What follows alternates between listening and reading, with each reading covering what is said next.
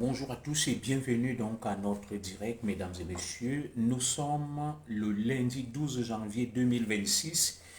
Il est 15 heures passées de 8 minutes. Nous avons annoncé ce direct et nous finissons par le faire. Vous nous excuserez pour le retard accusé. Et comme j'aime le dire, mieux vaut tard que jamais. Bienvenue donc au premier qui se connecte à ce live que j'ai annoncé d'abord pour 10 heures. Après, je l'ai décalé pour 10h30. Et puis, je l'ai mis à 13 heures. Et là, je le débute à 15 heures passées de 8 minutes. Bienvenue à tous qui se connectent là. Je ne vais pas trop crier, je ne vais pas être véhément. Je suis à la maison. Je vais essayer d'avoir le ton posé et mesuré. Et vous me direz si vous m'entendez parfaitement bien. Merci de partager le direct. Merci de le partager, de vous connecter. Et comme je l'avais annoncé, désormais, je reprends mes chroniques que j'ai baptisées Bebel Book, la chicotte. Je parle ici, c'est la voix du petit peuple, du bas peuple. Et moi, je me fais l'écho sans avoir été investi d'un quelconque mandat, n'est-ce pas? Je me fais l'écho, je me fais le porte-voix, le porte-parole officieux du bas peuple, le petit peuple d'en bas, ceux qui n'ont pas droit au chapitre, ceux qui ne sont rien et ceux dont la parole n'est pas prise en compte. Alors, mesdames et messieurs, aujourd'hui, nous allons aborder un épineux problème. Il s'agit, n'est-ce pas, d'une enquête, ou tout au moins d'un meurtre, d'un assassinat, d'un crime, pour rester neutre, parvenu à notre connaissance concernant une compatriote et quand Madame Mbala Marilou. Donc, les images, les vidéos devenues virales ont fait le tour de la toile et nous avons tous été choqués et nous avons donc pensé au regard de la violence et de la virulence de ce crime, de cette attaque, qu'il était de bon ton, qu'il était nécessaire pour nous de pouvoir détricoter, analyser, passer au pain fin, donner notre avis et surtout, en tant qu'expert, comme vous le savez, je suis un OPJ de formation, un ancien commissaire de police. Et je n'entretiens pas la polémique, je ne vais pas remuer le couteau sur la plaie. Je tiens d'abord à m'excuser auprès de la famille qui vit un drame épouvantable. Et personne ne peut souhaiter voir un des siens mourir de cette manière avec des images indignes, dévalorisantes qui font le tour du monde. Et si nous nous permettons aujourd'hui de prendre la parole, c'est pour apporter des étayages et des éclairages à tous ceux qui ont été choqués par ce crime, ces images parvenues à notre connaissance.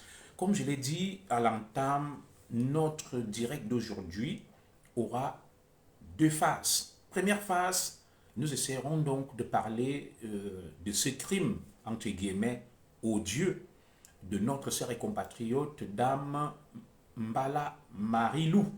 Voilà. Et dans une deuxième partie, nous allons aborder la problématique, n'est-ce pas, de ces images devenues virales d'une boulangerie à Astiko, dans la commune de Yaoundé 7e, probablement du côté de Nkolbison, au Yomabang. Nous avons vu ces images-là. Mais bonjour à toi, Tonga Gertrude, tous mes meilleurs voeux. Aujourd'hui, donc, nous allons aborder ces deux aspects. Alors, je tenais d'abord à vous dire que j'ai longtemps réfléchi avant de faire ces directs parce que j'ai reçu énormément de coups de fil. Jamais dans un direct, je n'aurais été autant sollicité par rapport à l'affaire Mbala Marilou, MML. J'ai reçu énormément de coups de fil, j'ai échangé au téléphone avec des anonymes, des gens qui veulent concourir à la manifestation de la vérité, qui m'ont dit, commissaire Zogo, faites très attention, ce dossier est compliqué. J'ai reçu beaucoup d'éléments. Ça fait qu'aujourd'hui, je vais marcher sur des œufs, je vais faire attention. Et moi, je ne suis pas dans le suivisme moutonnier. Je ne vais pas faire obstruction ou entrave ou concurrence à l'enquête officielle déclenchée par les autorités camerounaises sur cette sordide affaire. Parce que la loi me l'interdit, n'est-ce pas, de commenter une affaire qui est pendante devant la justice, ce d'autant plus qu'il s'agit d'un crime crapuleux, disons d'un crime, enlevons le mot crapuleux pour rester neutre et pour user de ce que j'appelle des euphémismes. Alors, j'ai reçu, donc je le disais, beaucoup d'appels, beaucoup de témoignages. J'ai passé près de 6 heures de temps au téléphone à répondre aux appels. C'est pour ça que j'ai dû décaler ces directs. À un moment donné, je me suis même demandé si c'était important que je fasse ce direct-là. Parce que je veux aussi me protéger. Je ne veux pas me retrouver dans des sales draps. J'ai une femme, j'ai des enfants. Le Cameroun est un pays compliqué, hyper dangereux. Il faut faire très attention. Et la période que nous vivons est tellement sensible que le moindre petit faux pas peut être fatal. Et comme nous aimons vous le dire, le monde et le Cameroun, ce n'est pas seulement ce que vous voyez. Il y a une autre réalité qui est bien plus sombre que ce que vous voyez là. Derrière, n'est-ce pas, les dorures, derrière, n'est-ce pas, tout ce qui brille que vous observez, se cache un visage hideux et sombre d'une triste réalité telle que si on vous la révèle, vous n'allez jamais vouloir habiter dans ces palaces, dans ces châteaux, ou côtoyer même certaines personnalités. Et nous n'accusons ici personne. Alors, nous allons donc progressivement rentrer dans le vif du sujet. Je remercie tous les iglis et tous les anonymes qui, de manière spontanée, m'ont contacté afin de m'apporter des éléments susceptibles d'éclairer vos lanternes sur ces deux affaires qui défraient la chronique actuellement. Et je tiens aussi à planter le décor, à vous dire que, mesdames et messieurs, je ne vais pas être dans le suivisme moutonnier. Je sais qu'actuellement, il y a ce qu'on appelle une guerre fratricide entre les Ekans et les Bamileke, avec une vendetta qui veut que chaque fois qu'il y a un problème, si ça concerne, il y a le moindre petit doute ou des suspicions, si un Ekan ou un Bamileke, qu'on accable le membre de tel ou tel clan, parce que c'est une guerre larvée fratricide entre les Ekans et les Bamileke. Moi, je ne vais pas rentrer dans ce jeu. Alors, je vais donc diffuser une petite musique des vétérans sur laquelle je n'ai aucun droit et qui me rappelle le nom de cette grande sœur, Marie-Lou, les vétérans Marie-Loulou, pour permettre aux uns aux autres de s'installer confortablement, de partager le direct et dès que nous aurons atteint un minimum de partage possible et de connexion, nous allons rentrer dans le vif du sujet et vous pouvez imaginer le nombre de notes que j'ai pu prendre sur cette affaire. Alors, en hommage donc à notre maman, grande sœur qui est décédée, Mbala Marie-Lou, nous allons diffuser cette musique des vétérans, Marie-Loulou, pour apaiser sa famille. C'est une situation difficile qu'elle traverse. La mort d'un membre d'une famille n'est jamais quelque chose de facile. Alors avec vous, les vétérans, Marie-Loulou.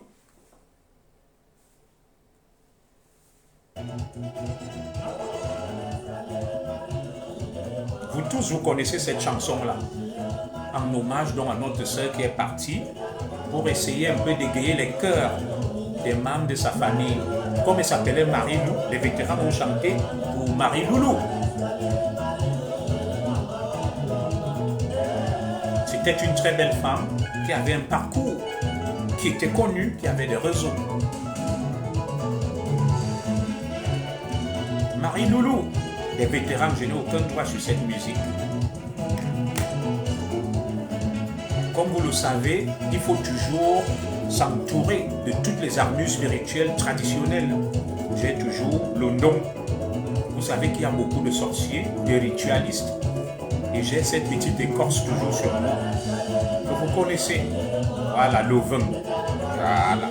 Vous savez que sur Facebook, il y a des ritualistes, il y a des sorciers, il y a des lanceurs de sorts. Allez, Marie-Loulou, les vétérans en hommage à Mbala Marie-Lou, de son nom Mama Loulou, afin d'égayer un peu les cœurs des membres de sa famille qui sont là, qui nous suivent. Toutes mes condoléances.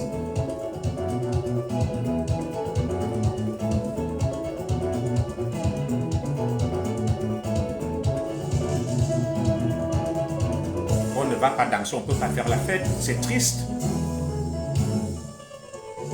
Donc, va et repose en paix notre sœur Marie Loulou. Je ne la connaissais pas, c'est une coïncidence. Comme j'aime bien cette musique, et son nom est cité là, peut-être pas elle, Marie Loulou. Elle s'appelait Marie Lou. J'essaye de diffuser ça pour que sa famille s'apaise un tout petit peu.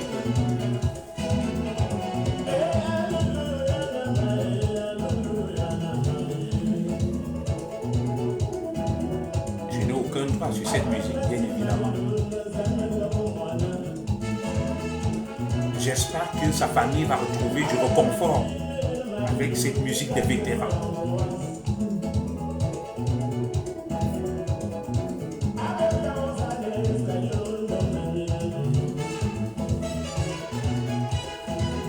Je mâche toujours ma cola, hein, le don, avec le sel.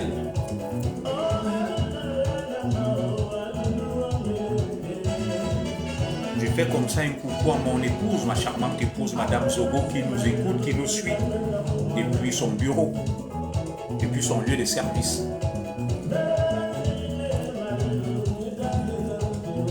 Nous sommes de tout cœur avec la famille de la victime, Madame Mbala Marilou.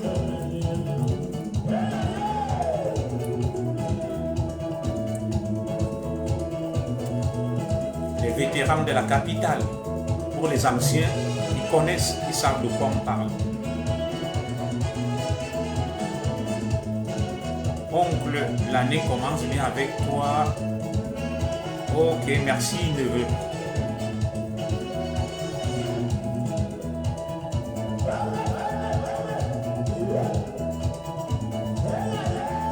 Beaucoup de courage à la famille de Mbala Marilou, Marie-Loulou, les vétérans. Ce que nous allons dire ne va pas être très tendre et facile. Bonne année à vous tous.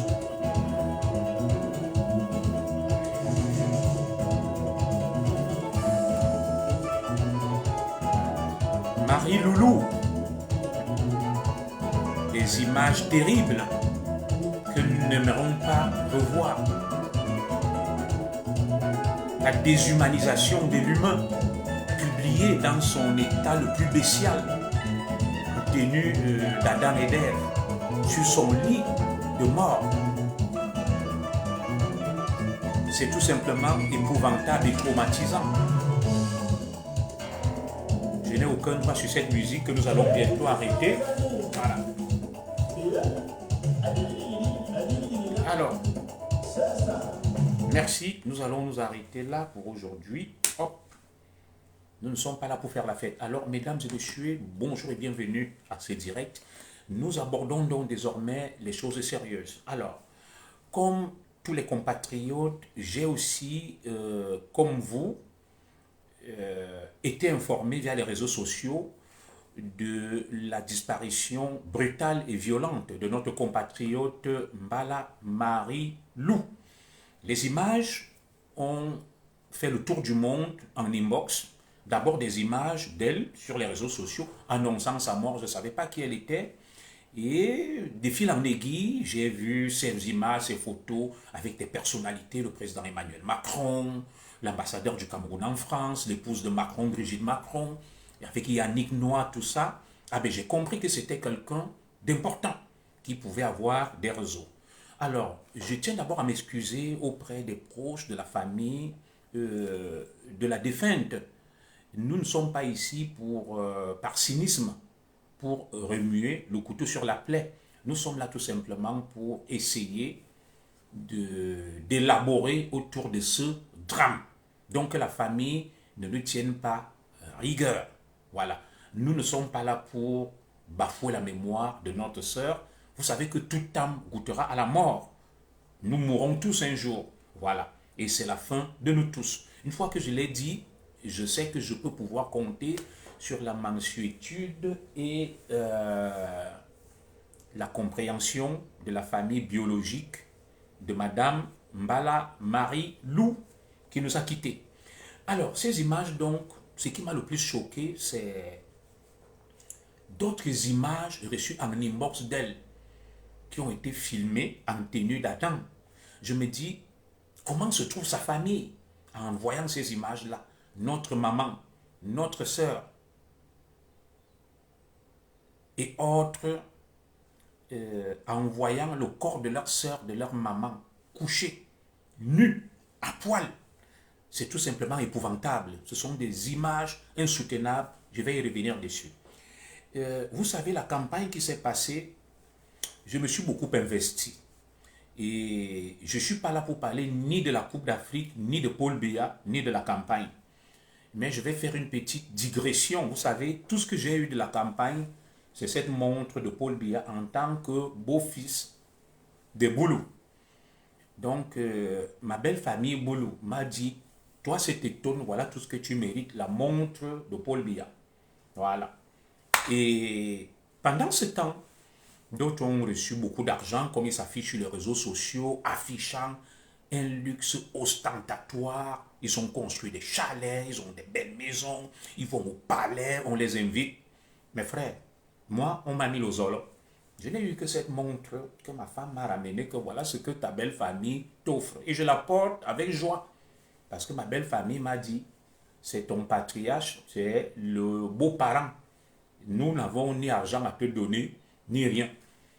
Toi, nous avons mangé, nous avons bu, nous avons pris de l'argent, nous faisons la fête au palais de l'unité, nous t'envoyons quand même cette montre du président Paul Biya pour sa campagne.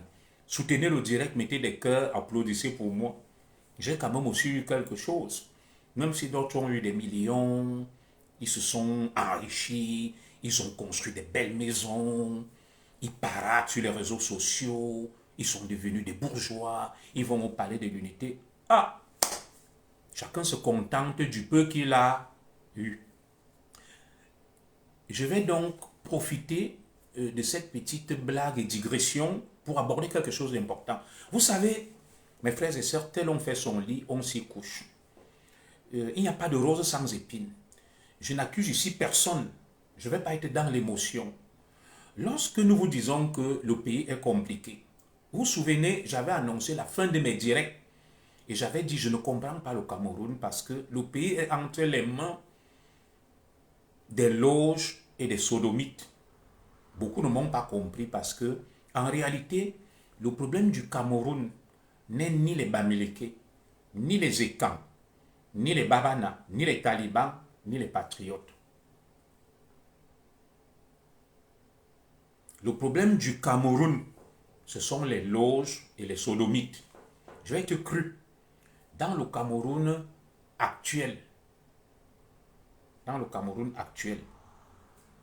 si tu n'es pas dans les loges, si tu ne pratiques pas certaines choses, je n'ai rien après ce qu'il les pratique, tu n'auras rien. Ce n'est un secret pour personne. Vous, mes jeunes sœurs là, vous, mes filles, vous, mes mamans, vous, nos épouses, qui avez les longs yeux, vous voulez la richesse, vous voulez côtoyer les personnalités, vous montrez les dents, vous paradez avec les personnalités, vous ne connaissez pas l'envers du décor. Le décor souvent est très sombre, au-delà, n'est-ce pas, des lentilles et des dorures. C'est un décor sombre et triste. Pour que certains arrivent à ce niveau d'ascension sociale, et surtout je parle du Cameroun, ils ont fait des sacrifices énormes. Je sais de quoi je vous parle. Énorme. Tout ce qui brille n'est pas or. Il n'y a pas de rose sans épines. Je n'accuse pas toutes les personnalités. Je ne dis pas que forcément pour réussir, qu'il va falloir tremper ou qu'on est obligé de tremper. Je n'ai jamais dit. Mais je dis, faisons attention. Le succès, la promotion sociale, l'ascension sociale, chez nous, ce n'est pas quelque chose d'évident. Parce que posez-vous bien une question. Pourquoi certains arrivés à ces postes n'œuvrent pas pour le bien ou l'intérêt général? Ils sont toujours froids, cyniques. Ils préfèrent être avec des gens monstrueux. Vous savez, le diable est décrit pour nous les croyants chrétiens comme il a trois choses qui le caractérisent. Le diable est venu pour égorger, dérober, détruire.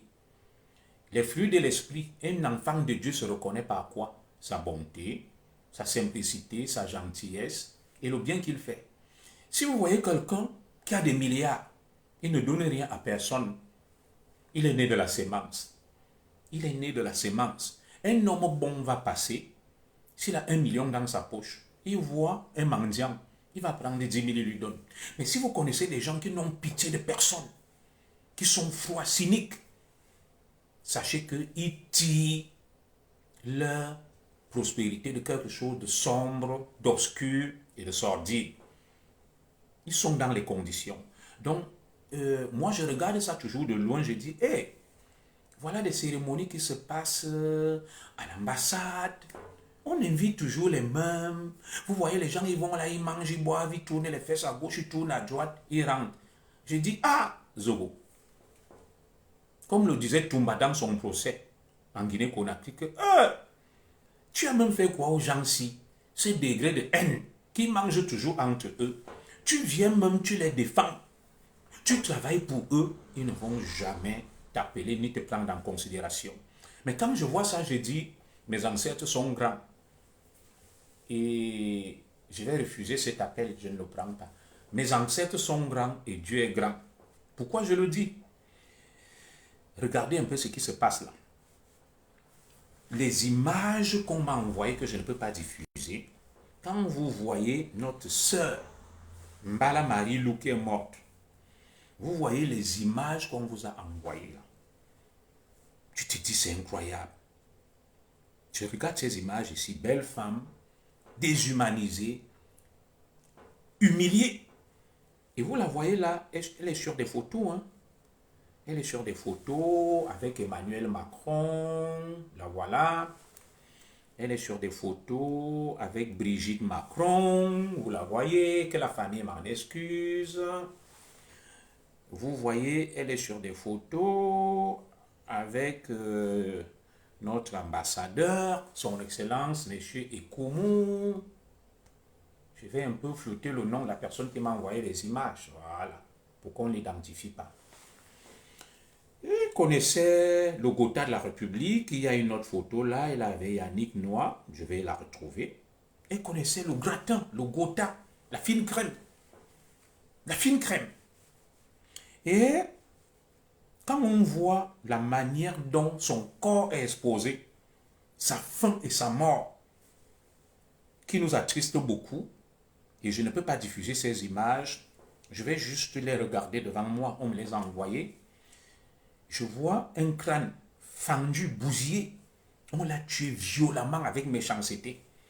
Au niveau de la tête, on a tranché, il y a un coup de couteau là, au niveau qui va du front, un peu avant l'oreille, jusqu'au nez.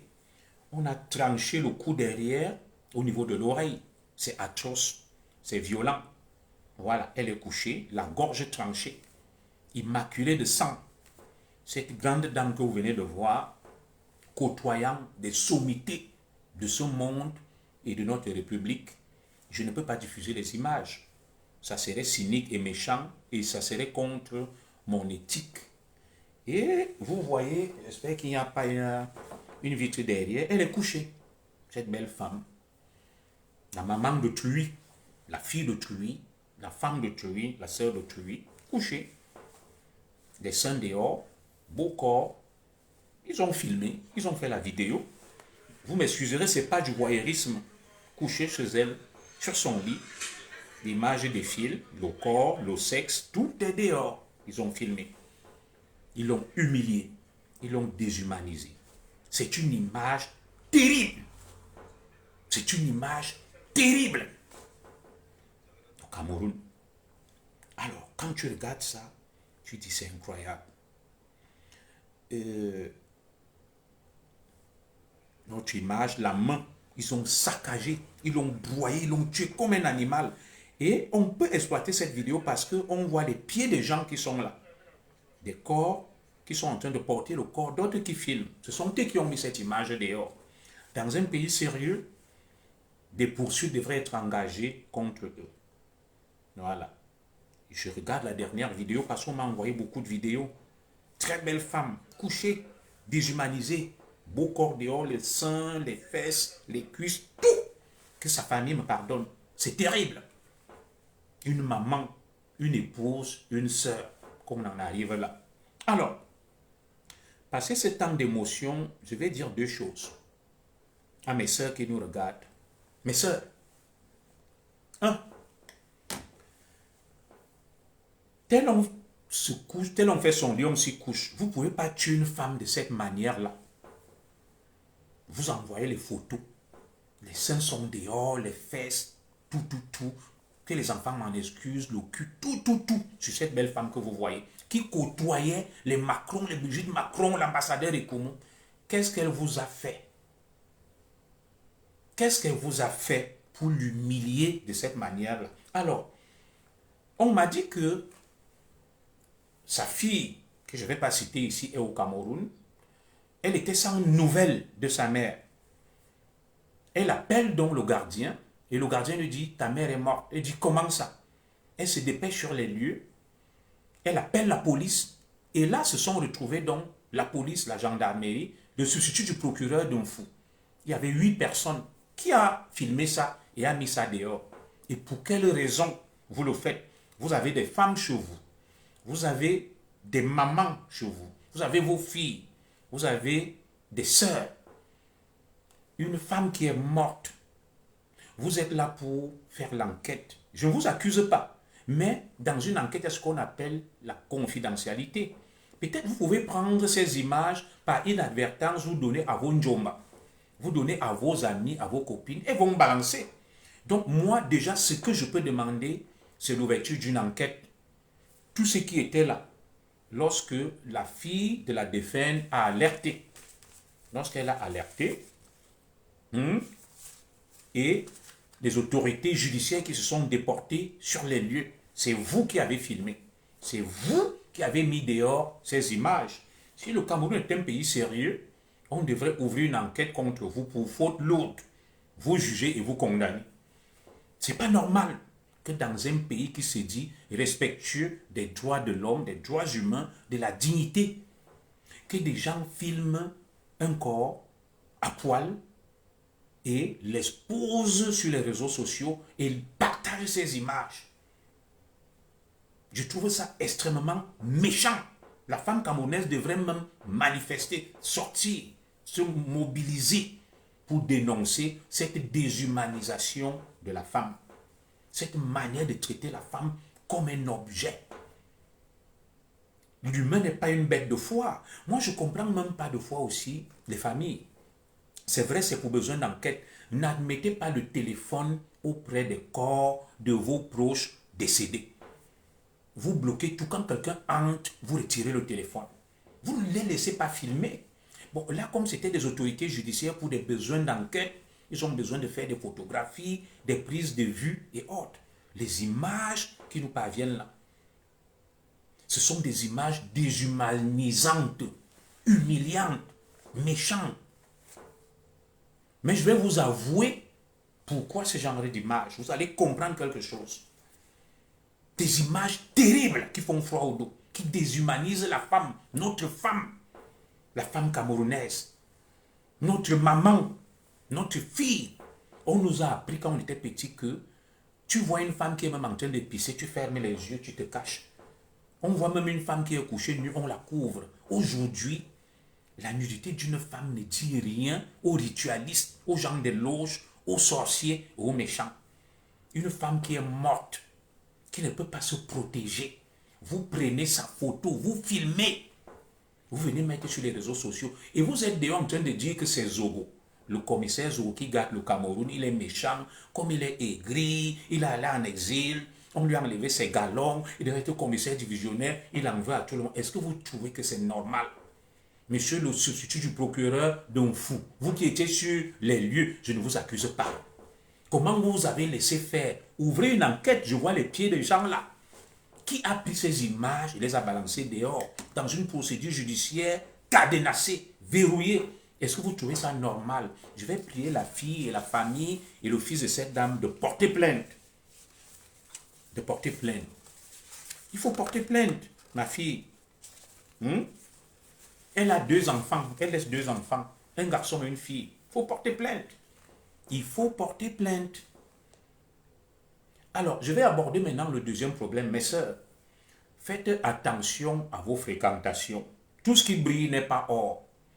J'ai reçu beaucoup d'informations sur ce dossier et je ne vais pas influencer l'enquête. Vous vous souvenez, au lendemain de l'annonce de la disparition violente et brutale de notre feu frère Martinez Zogo, j'étais le premier à vous dire que ça c'est un crime impliquant des forces spéciales du Cameroun, une unité spéciale. Par la suite, il s'est avéré que la DGR était impliquée là. Je vous dis quelque chose aujourd'hui. Méfiez-vous beaucoup de vos fréquentations, de vos rencontres. Il y a des hommes méchants. Il y a des hommes qui sont monstrueux. Des hommes monstrueux. Il y a des gens qui sont dans les loges, des sectes sataniques. Par ce temps où on veut remanier le gouvernement, nommer des ministres. Mes sœurs, faites attention. Les informations que j'ai sur cette affaire, je ne peux pas tout révéler ici. Ça fait froid au dos. Alors, il y a plusieurs pistes qui se dégagent. Je vais utiliser ici la technique de l'escargot qui m'a été enseignée à l'école de police par le divisionnaire Atebongeli, qui nous donnait des cours de police judiciaire. La technique de l'escargot, c'est quoi? L'escargot va lentement, il se déploie. On commence par l'entourage immédiat, on élargit, on élargit, on élargit. Ça s'appelle la technique de l'escargot. Très bien. Alors, les femmes, beaucoup de gens vous côtoient. Ils sont des hauts dignitaires, ils ont beaucoup d'argent, des milliardaires. Vous ne savez pas quel est leur parcours. Vous ne savez pas d'où ils puisent leur puissance et leur promotion sociale. Ne voyez pas seulement les belles voitures, des beaux costumes, des belles maisons, de l'argent qu'ils vont vous donner. Deux fois, c'est votre propre vie que vous prenez, vous offrez aux gens et vous sacrifiez. Et certaines personnes sont très jalouses. Alors, lorsque vous regardez ces images, moi, l'ancien flic, je regarde quelque chose avec la technique de l'escargot. C'est simple à comprendre. Un, qui avait intérêt à tuer Marie Lumbala et qui avait intérêt à l'humilier de la sorte après l'avoir tué, exposer son corps nu et à poil. Ça me rappelle quelque chose. J'ai été contacté ici à la suite de l'assassinat d'un de mes frères, Enoa, qui était à l'autorité portuaire nationale, APN. C'était un cadre. On a retrouvé son corps nu, exactement comme celui de Madame Mbala Marilou. Vous voyez des similitudes? Ça rappelle quelque chose. Je vous dis, moi je vais être clair avec vous. Ne soyons pas dans l'émotion qu'on va accuser les congèles campouriens. Je n'ai pas dit que cette piste n'est pas élaborée. Je sais qu'on a un combat manichéen avec les Bamileke et Kanke. Comme ils ont envoyé Amour Beling en prison, nous aussi par vengeance, dès que ça concerne un Bamileke, bouf, on dit c'est elle. Non, moi je ne vais pas être dans l'émotion. C'est ça qui fait la différence entre les camps. Et peut-être nos frères de Grassfield. Nous sommes une société philosophique et philanthropique. Nous n'aimons pas la manipulation et le mensonge.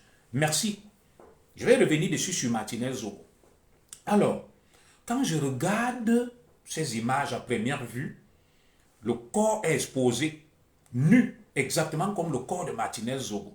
Exactement comme tout à l'heure, je vous ai parlé de notre crime de Kila, où les corps ont été exposés nus à poil. Donc, Martinez Zogo, cette dame, mettez-moi le nom là. Je venais de parler d'un autre crime odieux, où le corps a été exposé nu à poil.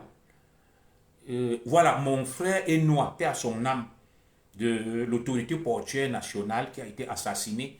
J'ai toujours les photos là. On l'a laissé nu à poil. Ça me rappelle aussi l'image d'un autre camarade. Oui, c'est la méthode spirale, la technique de l'escargot. De manière progressive, on élargit l'enquête. J'avais un camarade qui était douanier, on l'appelait Danny. On m'a envoyé son corps brûlé nu. Il était douanier. Il est mort dans le nord. J'avais fait soin avec lui. On habitait la même cité. Alors, les ritualistes, les adeptes des loges, les satanistes, je commence déjà à toucher à l'essentiel. Pour moi, ce crime, c'est une hypothèse, hein, je n'ai pas la science infuse, a tout l'air d'un crime passionnel et ritualiste. Ce n'est pas l'affaire d'un enfant. C'est des gens bien placés, qui veulent faire passer un message. Vous savez, j'ai un ami franc-maçon. Beaucoup m'ont approché, ils m'ont expliqué tout le rituel des francs. Ils m'ont dit, quand les francs-maçons tuent quelqu'un, ils mettent 2 cailloux dans la poche. Ça fait que les policiers francs-maçons qui viennent, les procureurs francs-maçons qui viennent, sauront que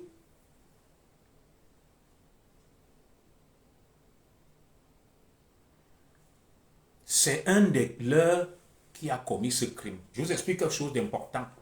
Et ils vont torpiller l'enquête. C'est un message subliminal qu'on leur fait passer. C'est un franc-maçon avec qui je causais, hein, qui connaît toute la République, je ne vais pas donner son nom, qui m'a dit, nous avons nos techniques de reconnaissance, d'identification.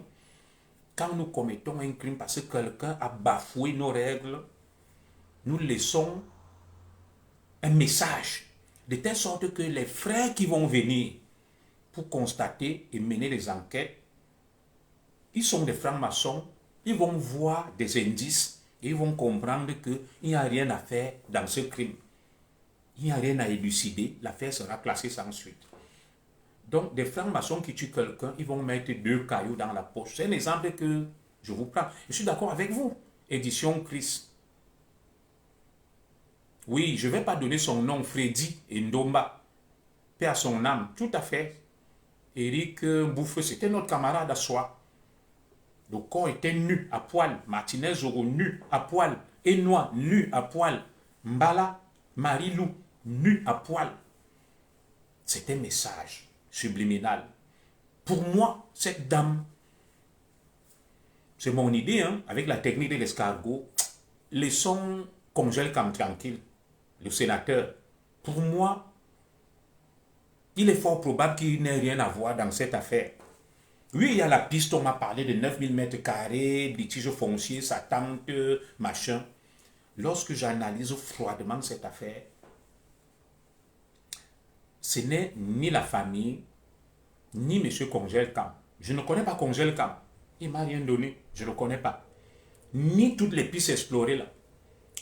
Ce crime est un rituel, c'est un sacrifice de quelqu'un de très haut placé qui connaissait cette dame.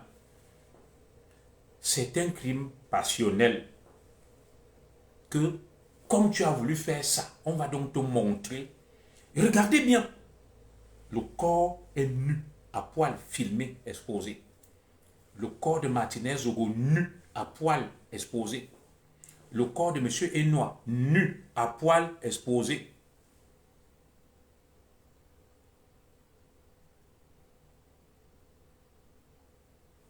Le corps de Freddy Ndomba, nu, à poil, exposé. Ça porte les marques d'un sacrifice. Vous avez vu d'autres corps là, on nous a envoyé en Nanga, une femme tuée. Oui, c'est une probabilité, c'est des pistes.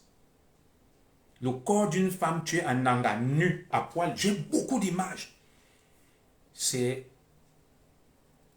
des crimes sacrificiels avec des rituels faits pour faire passer un message. Par ces temps où les gens veulent former un nouveau gouvernement, sont prêts à tout pour devenir ministre, directeur et que sais-je encore. Donc, mes jeunes sœurs, là, méfiez-vous. Les dames que vous montrez, vous allez parader, vous faites des photos avec des gens. Non. Tara, Ebe, Mongobeti, je n'ai pas dit que ce que j'ai dit est vrai. Mon frère, tu sais que j'ai dit, c'est une hypothèse. Et dans une enquête, il y a ce qu'on appelle la technique de l'escargot. Toutes les pistes doivent être explorées. Je suis d'accord avec vous. Moi, je ne suis pas en train de dire que c'est ça. Mais c'est une hypothèse vraisemblable. Alors, je vais procéder donc par la technique de l'escargot. Oui. On nous a dit, écoutez-moi très bien,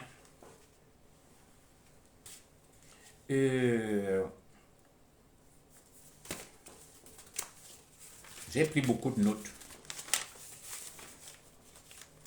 J'ai pris beaucoup de notes. Madame Marie-Lou. Madame Marie-Lou, de son vrai nom, Mbala Marie-Lou. Elle était mariée à M. de Montreuil qui est décédé. Alors, Madame Mbala Marie-Lou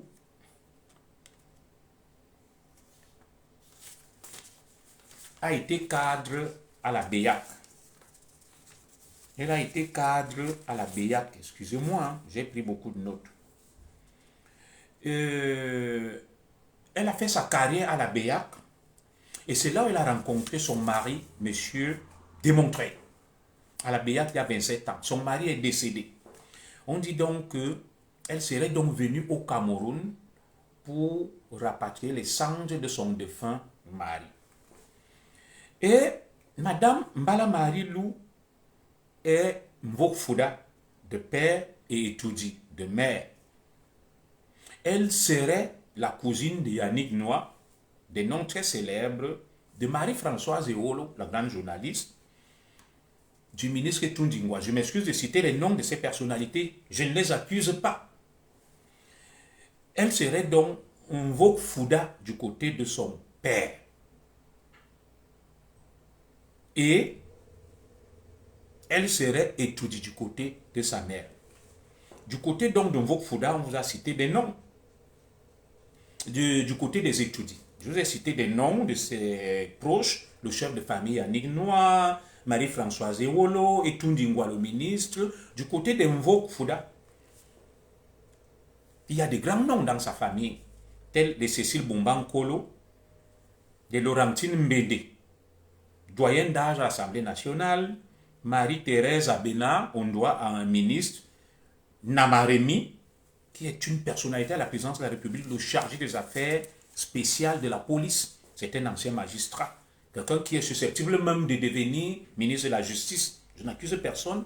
Et Koumou Marius, notre ambassadeur en France. Vous avez vu les photos. Elle était proche de ces gens-là, elle les connaissait, comme elle connaissait les Macron et le reste.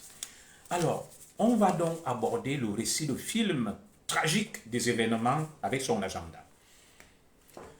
Madame Mbala Marie-Lou arrive au Cameroun le 4 janvier 2026. Elle veut ramener les cendres de son mari décédé parce qu'elle vit ici en France. Elle arrive au Cameroun le 4 janvier 2026. Avant cela, elle a fêté Noël et le Nouvel An au Canada où elle aurait son fils et la famille et aux États-Unis.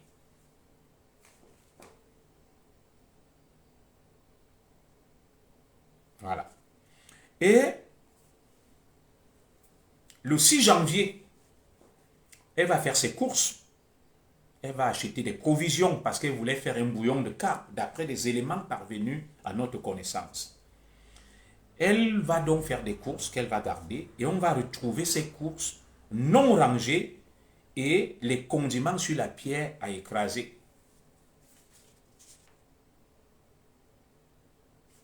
Et le 6 janvier, entre 10h et 14h, des individus vont s'introduire dans son domicile. Il y aura une intrusion.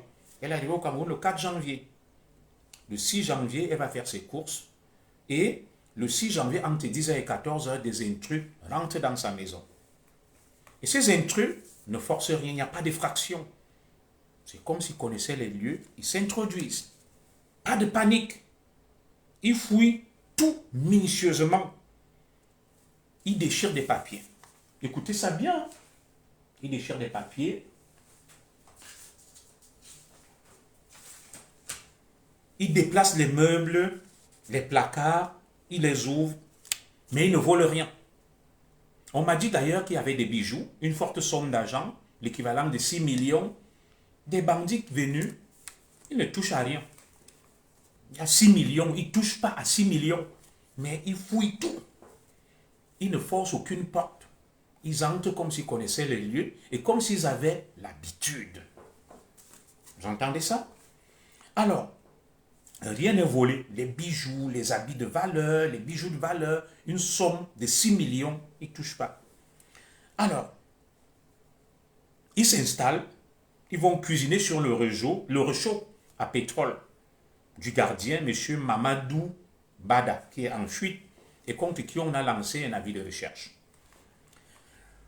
Ils mangent, ils circulent librement dans la maison le 6 janvier entre 10h et 14h. Ils sont chez eux. Ils n'ont forcé rien. Et la dame a des caméras de surveillance et tout. Ils ne se cachent pas.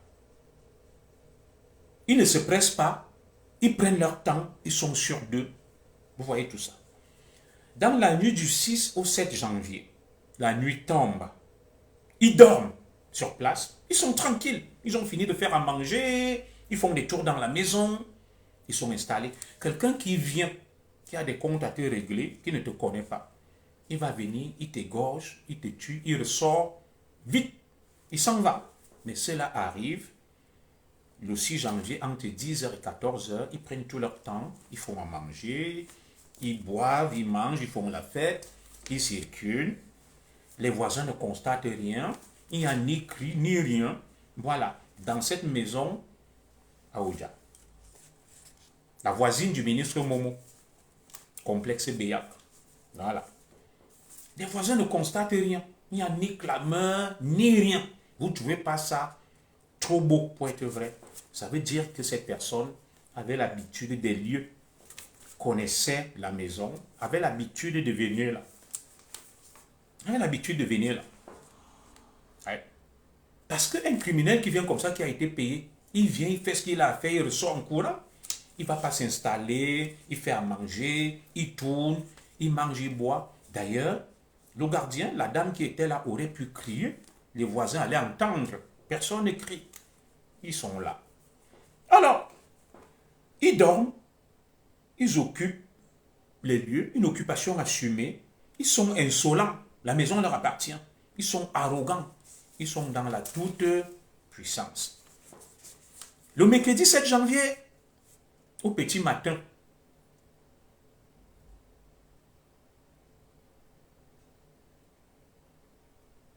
oh, docteur Sorces Congo, je vais t'appeler. Je vais t'appeler. Je vais t'appeler, docteur Sorces Congo. Je t'appelle dès que j'ai fini là, mon petit frère. On va causer. Tu sais ce que toi et moi, on s'était dit, non? Tu as vu ce qui s'est passé. Voilà, je t'avais dit qu'il n'y aura rien. Je t'appelle après là. Alors, le mercredi 7 janvier, au matin, les intrus quittent les lieux. Ils posent une chaîne sur la porte. Un geste froid, précis et cynique. Ils ne sont pas pressés. Ils ont fini de faire à manger la veille, ils ont fait la fête, ils ont bu. Et le lendemain, ils quittent les lieux nyangalement, tranquillement. Il n'y a pas de chaos, pas de traces du grabuge, rien. Ils connaissent les lieux. Ils s'en vont. Ils s'en vont. Alors, nous sommes le 7 janvier. Le 7 janvier, vers 14h20, d'après le narratif parvenu à notre connaissance, la fille de la décujus, de la défunte, de la disparue, appelle sa mère. Elle n'a pas de nouvelles. Elle se constate que ça ne passe pas. Elle va appeler le gardien, contrairement à ce qu'on a dit que c'est le gardien qui l'appelle. Elle appelle le gardien, que je n'ai pas de nouvelles de maman depuis. Le gardien lui dit avec une voix affolée, ils l'ont tué. La fille dit, tuer qui? Il dit, ta maman. Il le raccroche, il éteint son téléphone jusqu'à aujourd'hui.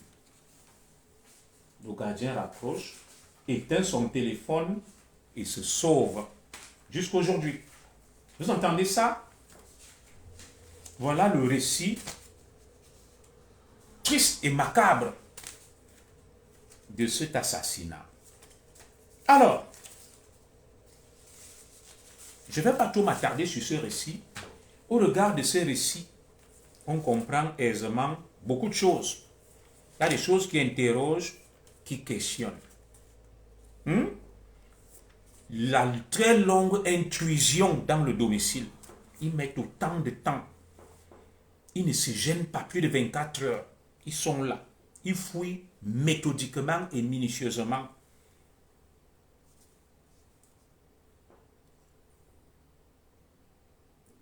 à l'aide d'une opération minutieusement préparée, organisée. Il fouille sans voler.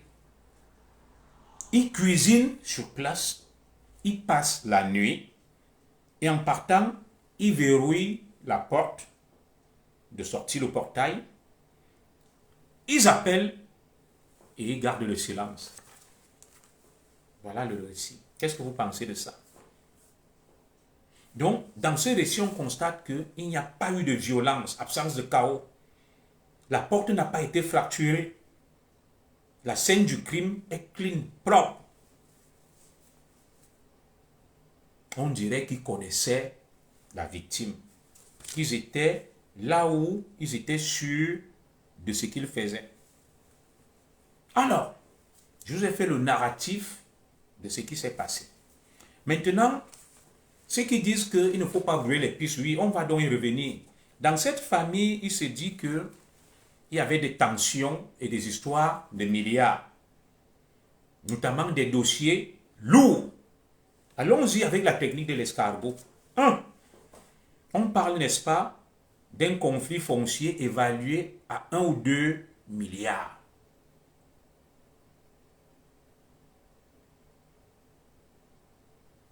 Ou 2 milliards. On dit que Congel-Cam aurait acquis auprès de la famille 9000 mètres carrés de terrain auprès de la tante de la défunte. Nous n'accusons personne. Une certaine Odilia Ngono, représentée par un avocat qu'on décrit comme étant quelqu'un de sulfureux, d'extrêmement vénal. Je ne cite pas son nom. C'est le narratif qui nous a été fait. Lorsqu'on regarde donc à travers ce qu'on appelle la technique de l'escargot, l'entourage immédiat, on dit il y a des dossiers lourds, des conflits fonciers évalués à des milliards avec des personnalités très connues qui sont venues acquérir du terrain auprès de cette famille, notamment le sénateur, homme d'affaires, propriétaire de Congel-Cam. Il a acquis 9000 mètres carrés auprès de la tante de la victime, Madame Odilia Ngono. Des noms des magistrats sont cités. 2 magistrats du tribunal administratif du centre, 2 magistrats du tribunal administratif du centre à Yaoundé. 2 noms sont cités, apparaissent dans ce dossier. Donc ce qu'on comprend, c'est qu'il y a des histoires de milliards, il y a des grands noms, il y a des hommes d'affaires, il y a des hauts fonctionnaires magistrats, il y a des personnalités dans la galaxie. Tout se croise dans cette affaire argent, influence, rivalité, silence. Tout est réuni. Alors, nous allons continuer. Nous allons continuer. Tout ceci interroge, mes frères. Alors,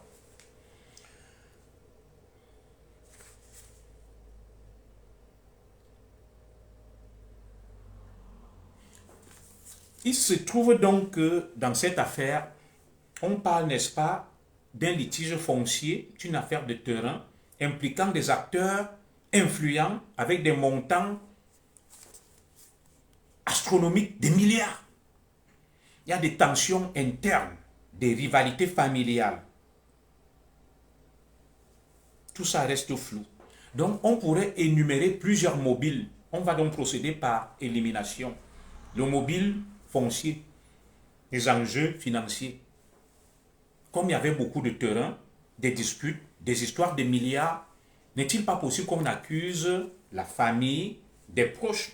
Pourquoi pas? Les enquêteurs vont explorer, ils nous diront. Il y a la piste du conflit familial. Vous savez que l'argent attire le diable, la haine. Il y a des milliards en jeu, du terrain et tout ce que vous imaginez. Il n'est pas exclu. C'est une hypothèse. Les enquêteurs vont pencher sur ça, la technique de l'escargot, et vont procéder par élimination. Il y a la piste extérieure des intérêts.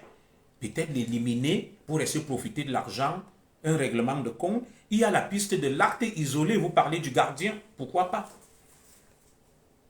Et il y a aussi la piste du crime passionnel. Alors, moi je m'interroge au regard de ce que j'ai entendu. Parce que vous savez, lorsque vous avez une enquête, je suis quelqu'un qui reçoit beaucoup d'informations. Je reçois beaucoup d'informations et il faut rester objectif. Quand je regarde tout ça, oui, il y a ces pistes-là, ces hypothèses, n'est-ce pas, du litige foncier, du litige familial, des rivalités familiales, des intérêts financiers, d'une piste extérieure, d'un règlement politique, de compte, bien sûr, règlement de compte politique, d'un acte isolé du gardien et que sais-je encore. Alors, je vais exposer ici personne, j'ai également reçu beaucoup d'appels. On m'a dit, commissaire, dans l'affaire que tu veux aborder là, il faut faire attention. Notre sœur elle-même était une dame de fer. Elle ne rigolait pas. Elle ne rigolait pas. Je vais prendre la piste dont les gens semblent accuser le grand homme d'affaires. Quel serait son intérêt de venir? Des gens s'installent, ils font 24 heures, ils préparent, ils mangent, ils font tout. Ils mettent 24 heures pour commettre leur forfait. Quel serait son intérêt de mettre autant de temps, de durer autant? C'est vrai, on a un contentieux avec nos frères américains, cette guerre fratricide où ils livrent certains de nos hommes d'affaires, nous aussi, nous livrons les leurs. Mais sachons garder raison. Si ça avait été cet homme d'affaires, il pouvait même procéder autrement. Soit un accident, soit dans la rue. Avait-il vraiment besoin de venir, de s'installer dans la maison? Sauf si c'est pour brûler les pistes, de faire à manger. Vous m'excuserez, il faut mettre des cœurs, il faut sécuriser le direct. Donc on avait un problème de connexion. Quel serait son intérêt donc s'il s'agit de cet homme d'affaires que je ne connais pas, que je ne défends pas, je ne le connais pas, de mettre autant de temps, de s'installer, de faire à manger, de boire, de faire la fête et de repartir? Quel serait l'intérêt de la famille de venir, de s'installer, de faire à manger, de prendre tout son temps? La famille aurait même pu procéder par empoisonnement. Si c'était cet homme d'affaires, il pouvait même provoquer autre chose dans la rue, une agression, un truc. Toutes ces pistes-là ne me paraissent pas très probables, mais les enquêteurs disposent d'éléments scientifiques, des écoutes et autres, des repérages, ils pourront mieux nous éclairer dessus. Surtout qu'il y a des caméras de surveillance. Quand ils sont sortis, on les a filmés et c'est très facile d'exploiter même ces caméras. Ce qui est curieux, c'est que comment le gardien même a fait pour se sauver et partir. Sachant que la fille a appelé alors que le gardien était encore là, le temps d'arriver dans un quartier de Yaoundé, le gardien s'évapore dans la nature, on ne le retrouve pas jusqu'aujourd'hui. Tout ça prête à confusion. C'est compliqué. Vous vous souvenez de l'affaire notre frère qui était cinéaste qui est mort là, Samy le Noir. C'était toujours comme ça. On brouille les pistes, on brouille, on oriente vers une fausse piste. Mettez des cœurs. Alors, beaucoup d'informations recueillies. Moi, je vais être sincère, on n'est pas là pour juger un membre de notre famille. Et surtout quelqu'un qui est décédé, qui n'a pas la possibilité de se défendre. Notre sœur, de par les coups de fil que j'ai reçus, on m'a dit qu'elle n'était pas facile, que c'était un peu compliqué. Elle était une dame de caractère. Elle avait beaucoup de personnalité. Et je pèse mes mots pour ne pas choquer la famille. C'était une dame de fer. Alors, voici quelques éléments recueillis auprès des anonymes qui ont bien voulu me donner quelques informations sur notre sœur. Vrai ou faux, je n'en sais rien. On explore toutes les pistes. On a dit ça peut être cet homme d'affaires. Ça peut être le gardien. Ça peut être la famille. Du fait des enjeux financiers, ça peut être des enjeux fonciers, peut-être parce qu'elle dérangeait par rapport au terrain, peut-être des enjeux financiers, l'argent.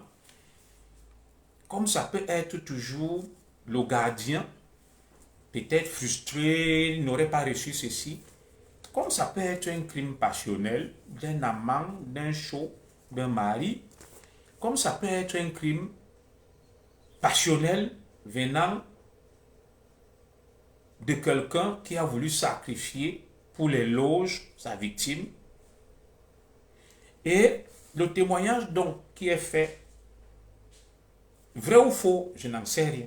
Je vais être méticuleux parce qu'il y a la famille qui me regarde là. Certains m'ont appelé pour me dire que cette dame était décrite comme une femme difficile à vivre. Je vais utiliser des mots pas blessants et qui aurait eu des soucis avec son défunt mari blanc, une histoire avec une autre femme. Je ne rentre pas dans les détails. Et il y aurait beaucoup d'histoires autour de son ex-mari, d'après ce que les gens ont raconté, des gens qui m'ont appelé, que ce n'était pas une femme facile, qu'elle aurait eu un certain nombre de problèmes avec des gens, comme tout le monde. Moi-même, j'ai des problèmes avec des gens. On m'a parlé d'un terrain qu'elle aurait acquis au complexe Beyak, un terrain litigieux, au complexe Beyak, litigieux, qui aurait été vendu à plusieurs personnes. Vous voyez? Et sur ce terrain-là, il y a eu beaucoup d'affaires.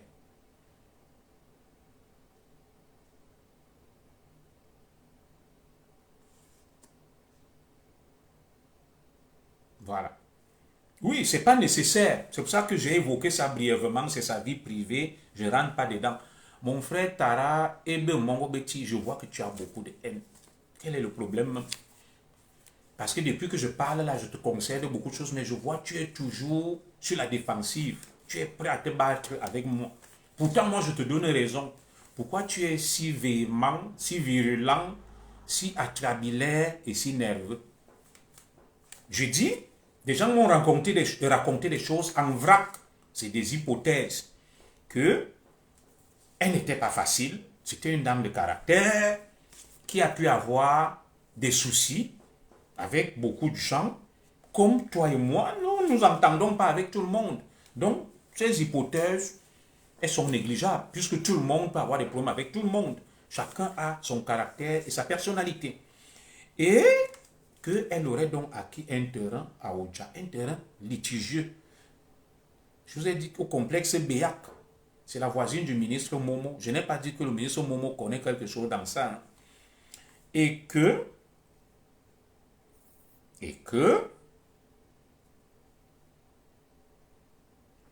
sur ce terrain-là, il y a des gens qui auraient été emprisonnés parce qu'ils ont procédé à une vente, à une double vente. Ils se sont retrouvés en prison. Est-ce qu'ils sont contents? Je n'en sais rien. On m'a parlé d'un éboulement dans son chantier, un accident où elle était en train de construire une salle de fête. Et dans cet éboulement, un technicien serait décédé. Je parle d'un accident. Vous voyez, les gens appellent et parlent beaucoup et disent des choses. Est-ce que la famille de celui qui est mort dans ce chantier, si c'est avéré, n'a pas gardé dents et rancune à la suite de cet éboulement?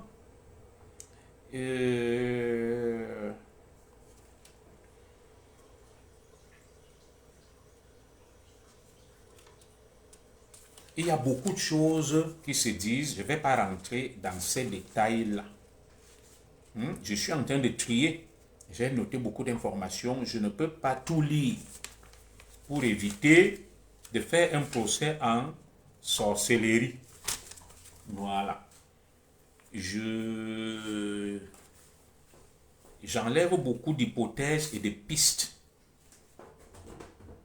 C'était une femme d'affaires qui était en partenariat avec beaucoup de gens. On m'a donc parlé aussi d'un contentieux qu'elle aurait eu avec une autre grande femme d'affaires, je ne vais pas citer son nom, qui serait propriétaire d'une grande chaîne hôtelière à Yaoundé. Ils ont eu une dispute autour d'une affaire au port de Douala. et où cette femme aurait perdu beaucoup d'argent et serait rentrée dans une colère noire contre elle. Je ne donne aucun nom. Moi, je ne veux pas les problèmes. Vous voyez beaucoup de pistes.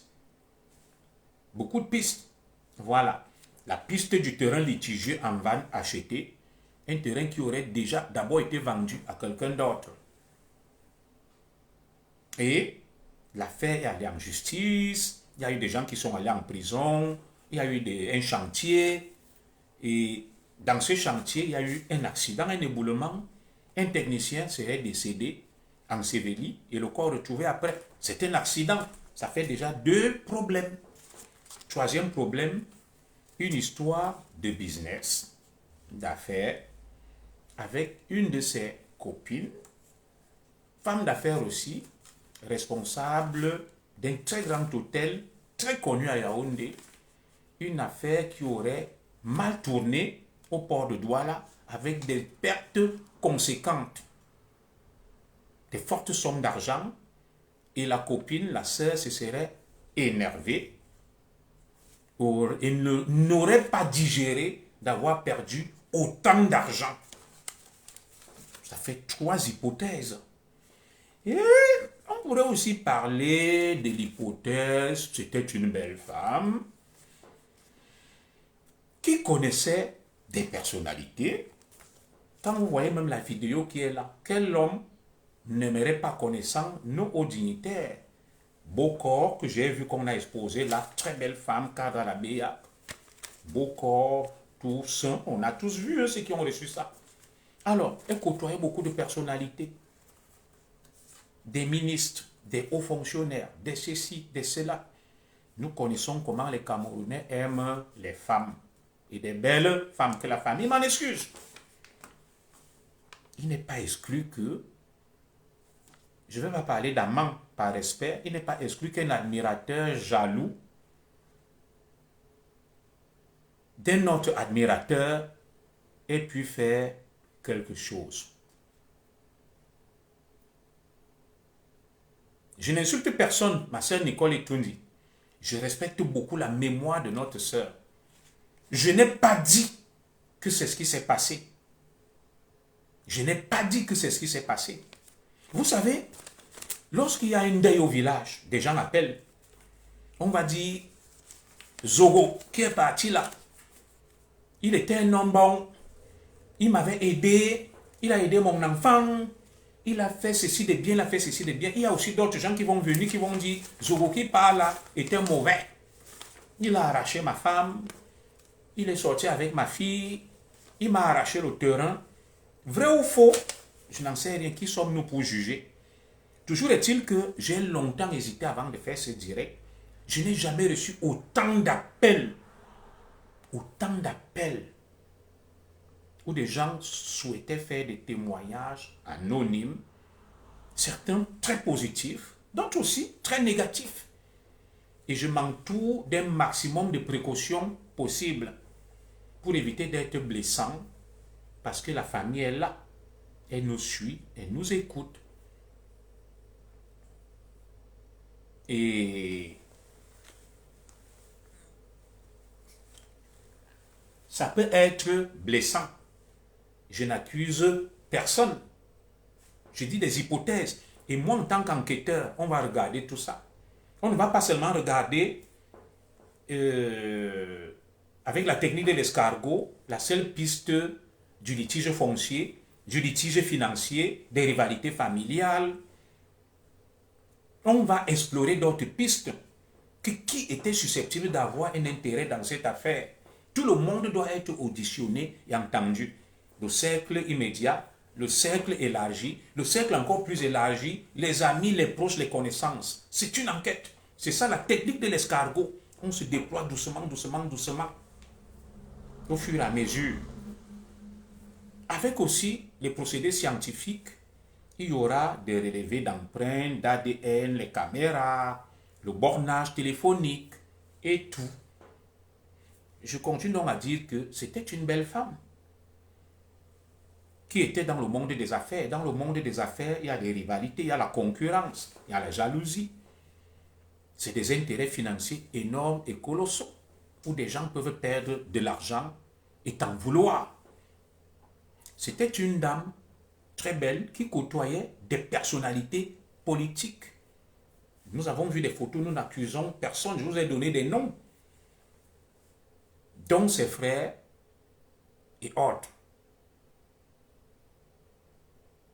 Donc ses frères et autres. Alors, parmi ces gens qu'elle côtoie, des personnalités, certains sont ses frères, certains sont ses cousins, mais il y avait certainement aussi des admirateurs. Je n'ai pas parlé d'amants, je parle d'admirateurs. Je peux être admirateur d'une femme, ça ne veut pas dire que je sors avec elle. Ça veut dire que je dis que oui, cette femme est belle, je lui fais la cour, je la courtise, mais je ne sors pas avec elle. Et je constate peut-être que cette femme, elle me refuse, mais elle a plutôt un penchant pour quelqu'un d'autre. Je peux venir, j'ai fini avec elle. Donc, l'enquête doit aussi s'intéresser, sans accuser quelqu'un, à toutes ces personnalités qui tournaient autour d'elle. Les membres de la famille, les amis, les hommes politiques, les hommes d'affaires et tout le reste. Personne n'est à l'abri. C'est ça une enquête. C'est ça la technique de l'escargot. L'escargot va doucement. Quand on dit la technique de l'escargot, on élargit, on va doucement.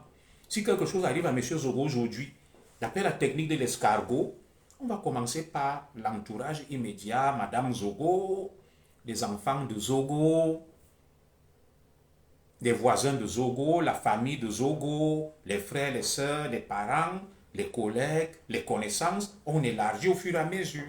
On auditionne tout le monde. Chacun doit venir se justifier. Et cette enquête sera d'ailleurs facile. Si on met la main, elle était retraitée de la BEAC et travaillait à Marseille avant sa mort. Ça, je le sais, Nicole Etundi, je sais. Effectivement. Je sais qu'elle a été cadre à la BEAC, qu'elle avait pris sa retraite et elle vivait à Marseille. Je ne veux pas donner trop de détails. Je vais rester évasif. Pour ne pas donner trop de détails, je n'ai pas le droit.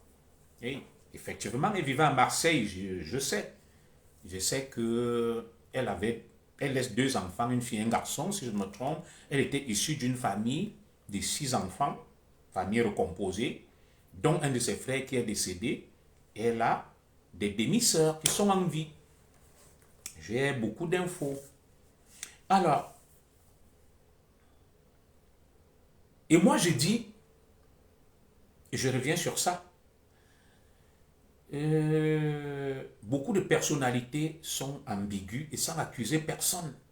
Des fois, c'est des gens très jaloux, très méchants. C'était une très belle femme. Quand vous voyez qu'on la tue, elle est nue. On filme et on laisse sa nudité faire le tour du monde. Écrivez-la, dites-moi vous-même. Quel était l'intérêt de l'homme d'affaires qu'on croit accuser facilement Bamileke de venir, d'envoyer des gens, de tuer cette femme, de la dénuder, de filmer, de la laisser à poil? Pour quel intérêt?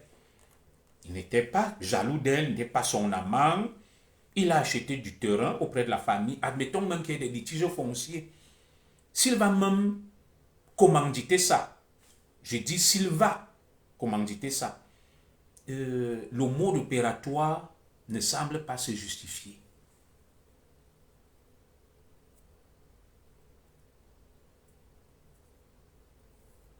Voilà. C'est comme l'affaire Amourou Belinga. Effectivement, Bernadette Ongono. Ils ont laissé d'autres pistes qu'ils auraient pu explorer pour brouiller les pistes et ils ont tout concentré sur Amourou Belinga.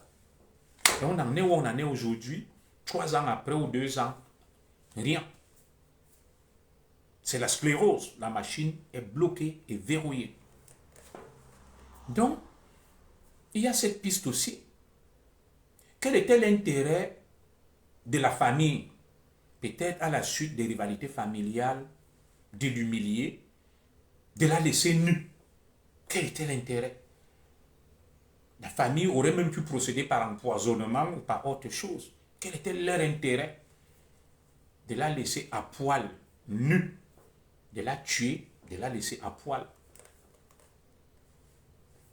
Je ne sais pas. Dites-moi.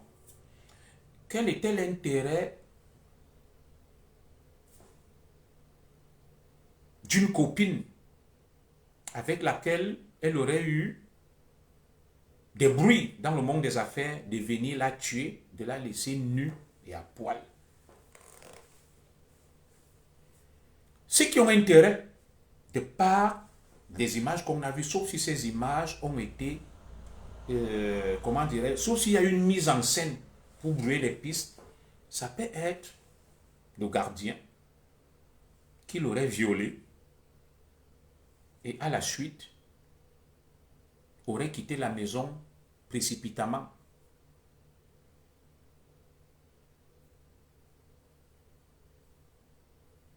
Oui, effectivement, Neba Milké qui achète les terrains, quand tu le déranges, il va négocier, il va te donner de l'argent.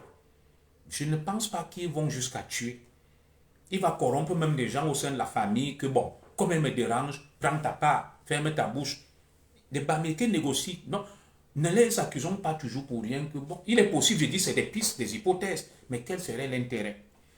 Donc, l'intérêt, quand je vois ces images, on la filme, on la laisse nue, c'est soit un violeur, soit un admirateur, soit un ritualiste des loges.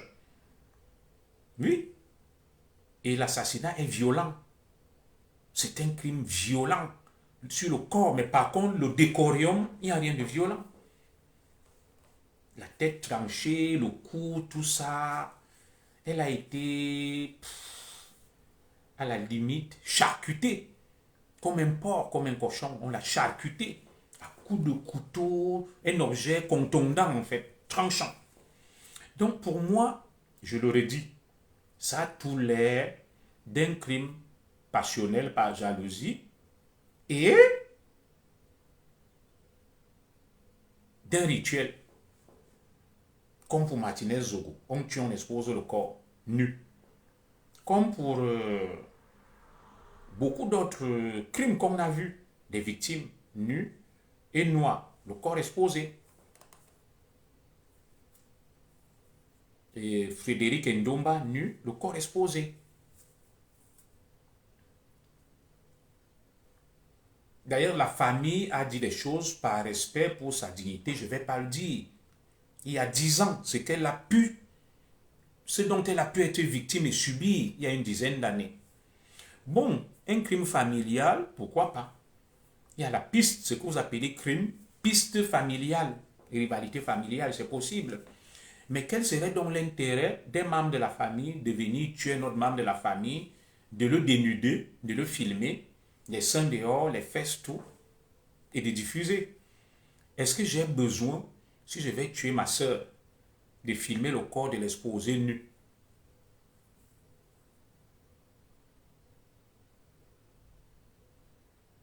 Quel est mon intérêt de venir tuer un membre de ma famille avec qui j'ai une rivalité quelconque? Au moins, je vais avoir le cœur, comme on dit au village, que non, c'est ma soeur, c'est mon frère. Je vais respecter au moins son intimité. Il n'y a qu'un admirateur jaloux dans une histoire passionnelle qui va aller jusqu'à ce stade-là. Sauf pour brûler les pistes et faire croire qu'on a violé, on a fait ça. Oui. Et quand quelqu'un vient même pour te violer, il ne va pas rester dans la maison. Le violeur, c'est vite fait, il est pressé. Il te prend, tchouba, tchouba, tchouboum, poum, vite fait, poum, poum, poum, poum. Et peut-être, le violeur, même très souvent, ne tue pas sa victime.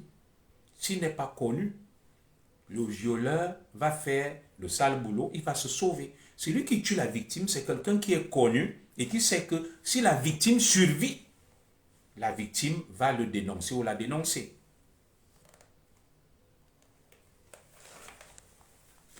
Est-ce que vous comprenez ça? Si quelqu'un est violeur occasionnel, il vient parce qu'il est intéressé par le côté charnel et physique, la volupté, le plaisir. Donc il va prendre, sauf si la victime résiste, ce n'est que là qu'il peut la tuer accidentellement. Il va prendre son plaisir, il prend il fait ce qu'il a à faire, il se sauve. Il se sauve. C'est vrai qu'il y aura des relevés d'empreintes, d'ADN et tout, il se sauve. Maintenant, c'est lui qui va tuer et laisser nu. Ça veut dire que il sait que la victime le connaissait. Il sait que la victime le connaissait. Et que si la victime reste vivante, la victime va dénoncer que c'est elle. Mais, donc, il faut prendre rapidement ce gardien. Alors, si le gardien s'est enfui, alors que la police était déjà alertée, il a pu quitter Yaoundé. On le cherche, il est introuvable. Il y a quelque chose qui est au-dessus du gardien, qui relève d'une organisation méthodique, précieuse, organisée par un réseau puissant. Des gens qui viennent, qui s'installent dans une maison, ils mangent, ils boivent, ils font ce qu'ils veulent, ils ne sont pas pressés. Imaginez, la fille aurait même débarqué, ou les petits-enfants de sa fille, ils auraient débarqué. Comme ça, à l'improviste, ils se rendent compte, ils replient, ils appellent. Ça veut dire que ceux qui sont venus là savaient ce qu'ils faisaient. Ils avaient l'habitude de venir là. Ils étaient en terrain connu. C'est mon avis. Donc, mes sœurs, vous qui avez les longs yeux là, vous qui avez les longs yeux là, vous êtes contente de connaître des personnalités. C'est bien, je n'accuse aucune personnalité. Mais vous ne connaissez pas certaines personnalités. Surtout par ces temps où le président Biya a annoncé un remaniement dans son message à la nation le 31 décembre. Tous les coups sont permis, les gens dorment chez les marabouts, ils font des sacrifices, ils sacrifient les femmes, les enfants, et les proies faciles, ce sont les femmes, attirées par le luxe et tout ce qui va avec. Je n'ai pas dit que c'est le cas. Hein. Je n'ai pas dit que c'est le cas. Imaginons que ça soit le gardien qui lui réclamait de l'argent. Il y avait 6 millions dans la maison. Ce gardien aurait pris les 6 millions et peut-être il ne la tuait même pas. Quel serait l'intérêt du gardien s'il n'a pas été monté? Que peut réclamer un gardien à sa patronne? J'en sais rien. Sauf si, je ne dis pas que c'est le cas, il y aurait une liaison intime entre les deux et par folie de jalousie, il l'aurait fait. Mais je ne le pense pas. Ça me paraît invraisemblable au regard de ce que je vois du réseau relationnel de cette dame. Le gardien peut-être qui réclame son salaire, qui n'est pas payé, qu'est-ce qu'il allait faire? Qu'est-ce que le gardien allait faire? Il venait, il prenait les 6 millions, il se barrait. Il se barrait.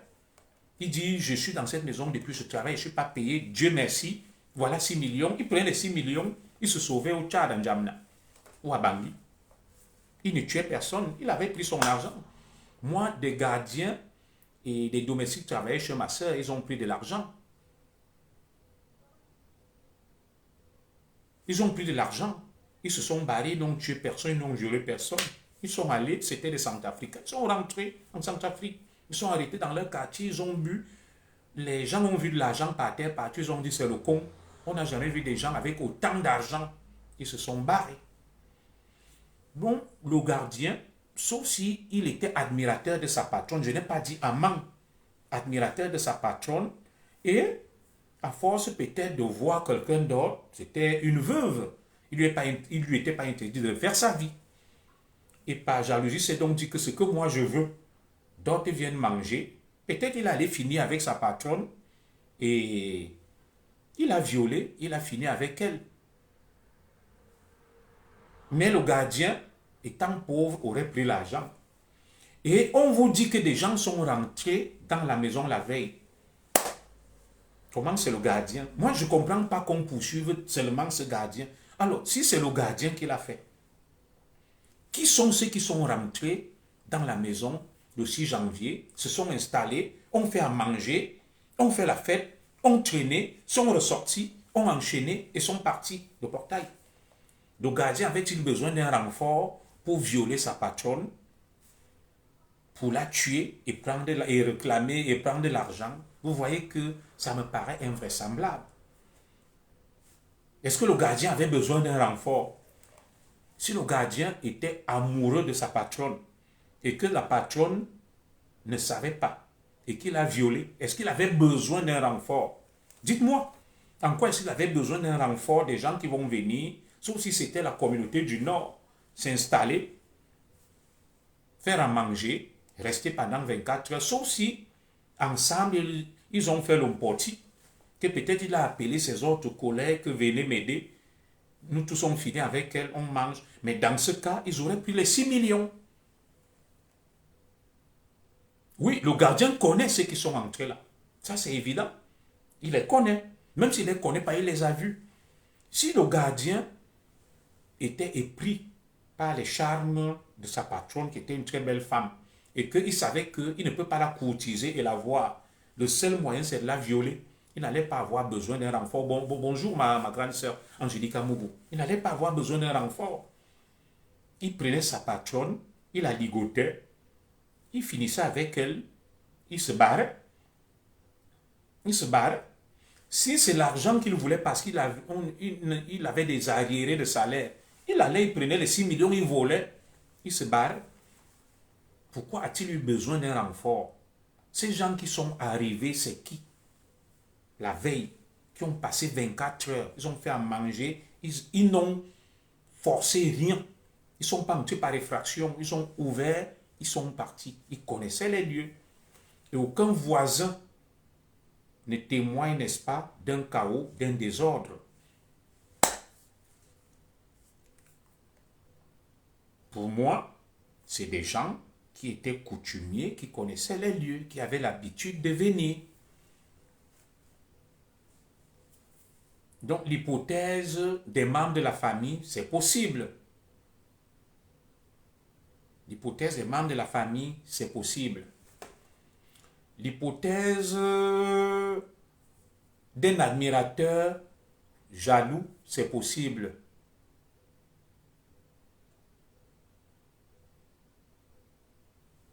Voilà. Merci. Voilà une bonne information aussi sur le gardien. Le gardien, on ne vous a pas informé si le gardien vivait là avec femme et enfant. On ne me l'a pas dit, ma soeur. Voilà. Si le gardien vivait là avec femme et enfant, ça paraît d'ailleurs invraisemblable. Comment il a fait pour que la femme et les enfants se sauvent? On doit prendre la femme et les enfants pour les exploiter judiciairement. L'enquête serait même d'ailleurs très facile. Elle serait très facile. L'enquête serait très facile. Si le gardien, sa femme et les enfants vivaient là, l'enquête serait très facile. Ma sœur escale africaine, j'ai aussi eu d'autres membres de la famille qui m'ont dit beaucoup de choses. Et je ne vais pas révéler leur nom ici. Beaucoup de membres de la famille qui ont requis l'anonymat. Et je sais de quoi je parle quand je dis la piste d'un haut dignitaire avec un crime rituel. Je vais m'arrêter là. Je sais de quoi je parle. On ne va pas brouiller les pistes, mais les enquêteurs vont faire ce qu'ils pourront faire. On verra. On verra ce que ça va donner. J'ai des éléments que je ne souhaite pas partager ici avec vous, qui sont ultra sensibles, de peur que les suspects numéro 1 n'agissent leur stratégie et ne se protègent. Je ne vais pas les diffuser là. C'est des hypothèses. Je n'ai pas dit que c'est forcément des pistes avérées, mais c'est des pistes sérieuses. Oui. C'est pour ça que je vous ai dit de manière énigmatique que mes sœurs, faites attention aux relations, aux rencontres toxiques des gens passionnés qui ne sont pas prêts à lâcher.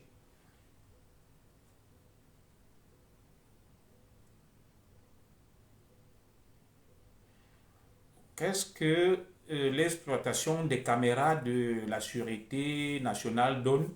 Les caméras sont en cours d'exploitation. La vidéosurveillance d'abord dans son domicile. Il faut du temps pour les exploiter. Et même la vidéosurveillance, c'est un grand quartier. Le complexe Béat, forcément, il y aura une suite. Ceux qui sont entrés là.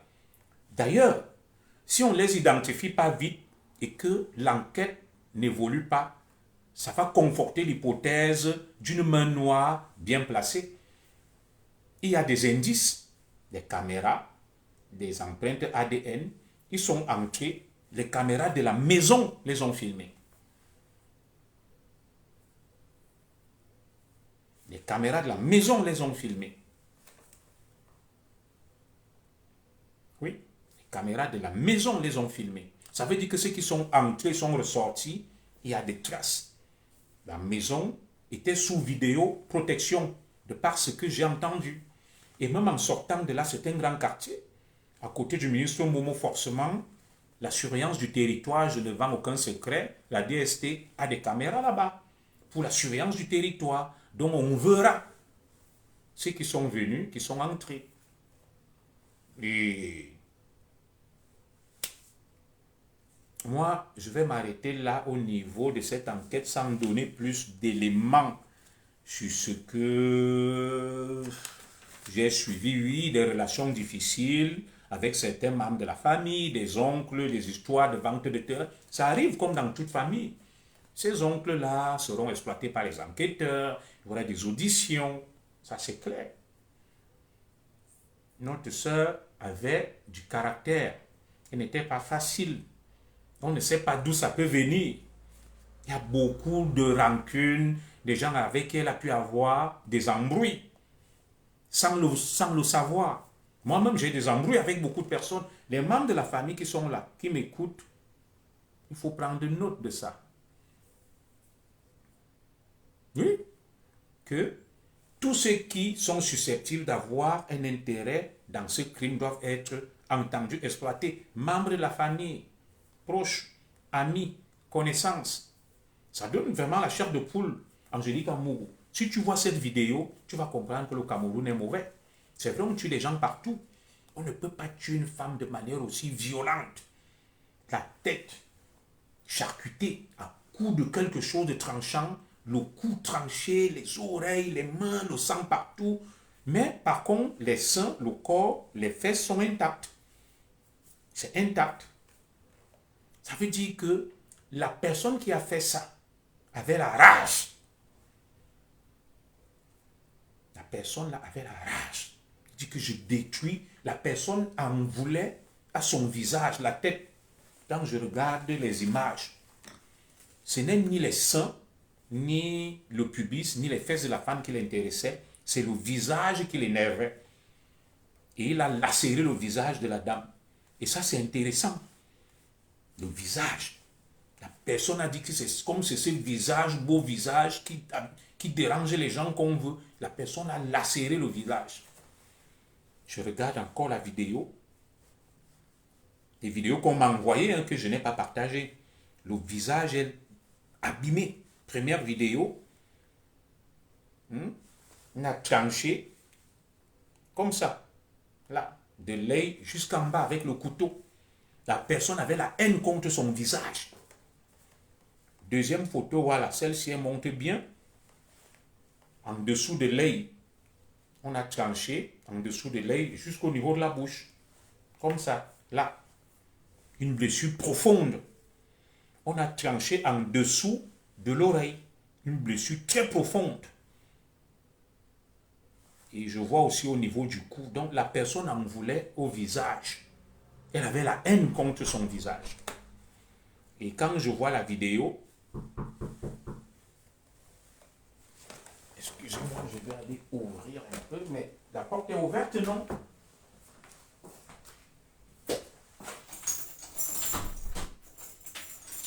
Ça va, Néné? Oui, ça va. Lulu n'est pas encore là? Non, il a 17 ans. D'accord. Et quand je vois la vidéo, je la vois là devant moi, le corps est nickel. Voilà, je vois le pubis, le ventre, les seins, c'est nickel, ils n'ont pas touché. Très beau corps, mais par contre, les deux mains sont immaculées de sang, le visage est complètement détruit avec le cou. La triangulation des différents numéros de téléphone qui ont pointé, oui, les numéros qui ont borné, la police scientifique camerounaise va faire, tous les ingrédients sont réunis pour que très rapidement, on puisse mettre la main sur ces assassins. Oui. Tout est réuni pour qu'on puisse mettre la main sur eux. Tout est réuni. Et le corps est sur le lit. Des assaillants qui ont mis 24 heures. Pourquoi ont-ils déshabillé la victime et l'ont tuée pour la laisser à poil? Ça questionne. Pour quel intérêt? Elle est nue. Elle est nue. Bon. Nos enquêteurs, la police camerounaise est très forte en matière d'enquête. Si vous voyez une enquête piétinée, ça veut dire qu'il y a autre chose. C'est une image terrible, terrible, terrible.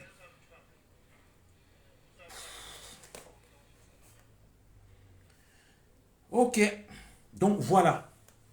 Moi, je vais passer au deuxième sujet rapidement et puis je vais mettre un terme à ce direct.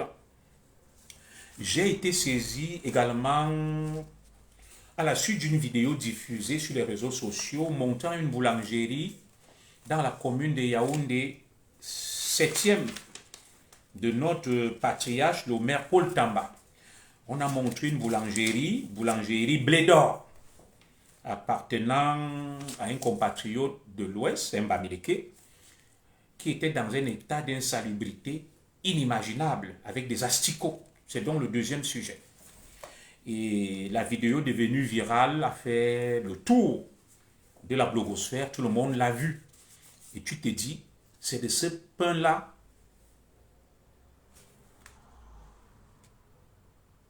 oui, tout à fait. Tout est possible, un Claude et Fabelibi. Vouloir brûler les pistes en exposant le corps pour parler d'un viol. Tout à fait. Ouais. Alors, on a donc vu ces images qui ont circulé. J'ai été interpellé par beaucoup de personnes. Et ça ne devrait pas vous étonner. Tu te demandes que c'est dans cette boulangerie que sort le pain que les gens mangent en col du sol. Et au Yomaba. Les asticots, la crasse, la saleté. Vous savez, beaucoup de gens ont critiqué le président Paul Biya, qu'il était laxiste, que les lois, excusez-moi, que les lois du pays n'étaient pas appliquées.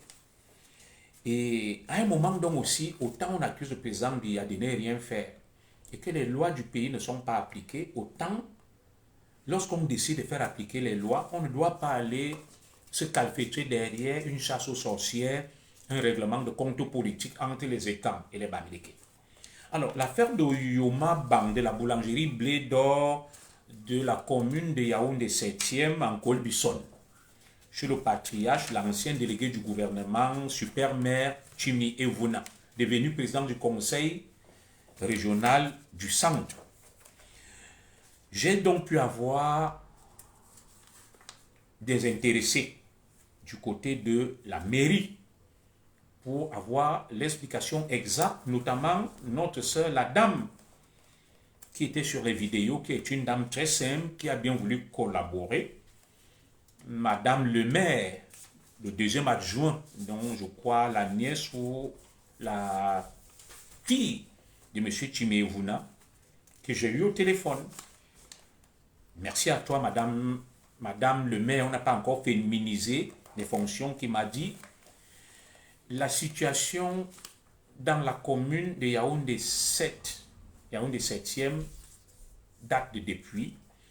Et au regard de ses pouvoirs de police en matière d'hygiène et de salubrité, elle a bien voulu faire une inspection des structures relevant de son unité communale.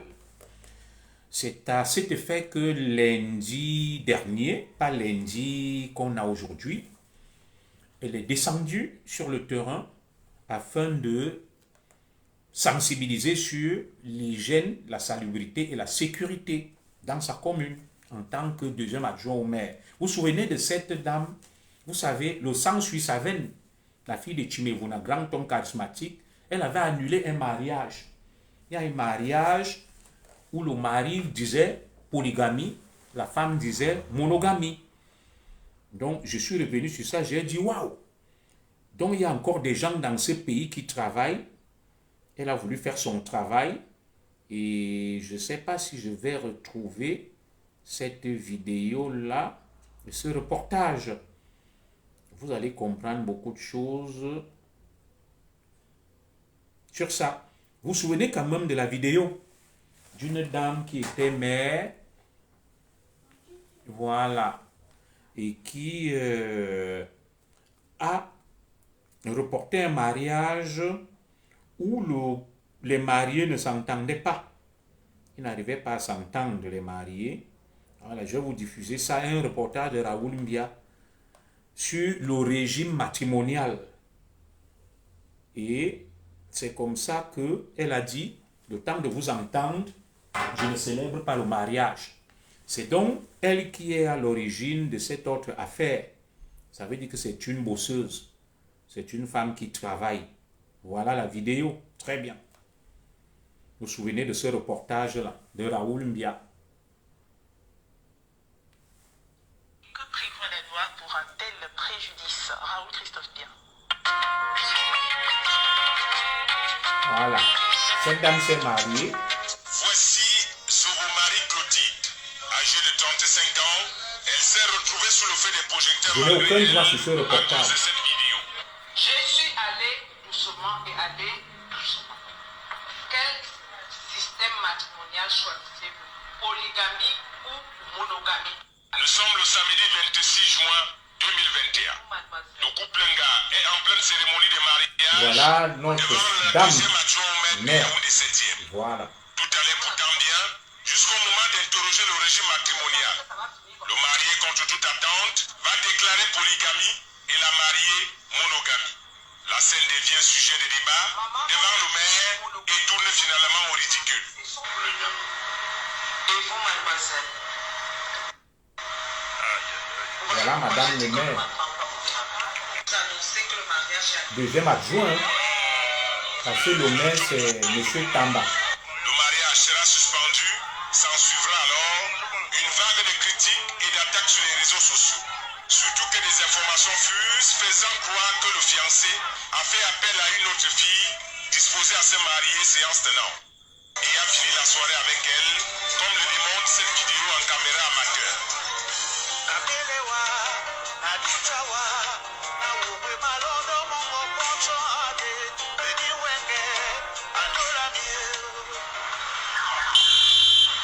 Deux jours après, c'est-à-dire ce lundi, les réseaux sociaux se livrent toutes sortes de commentaires. Vision 4 décide d'enquêter. Nous nous rendons à la mairie de Yaoundé 7e, dans l'espoir de voir la deuxième adjointe au maire qui célébrait le mariage. Malheureusement pour nous, elle est indisponible et son bureau est fermé. Nous essayons de repérer sur ce tableau de pluie. Donc ça, c'était juste pour vous dire que Contact avec la famille. cette mère n'est pas son premier coup. C'est une dame pugnace, très forte. Voilà, c'est un reportage qui a été fait sur elle. Elle décide donc de descendre sensibiliser les opérateurs économiques sur son unité territoriale, la commune du 7e, dans le cadre de ses pouvoirs de police en matière d'hygiène, de salubrité et de sécurité.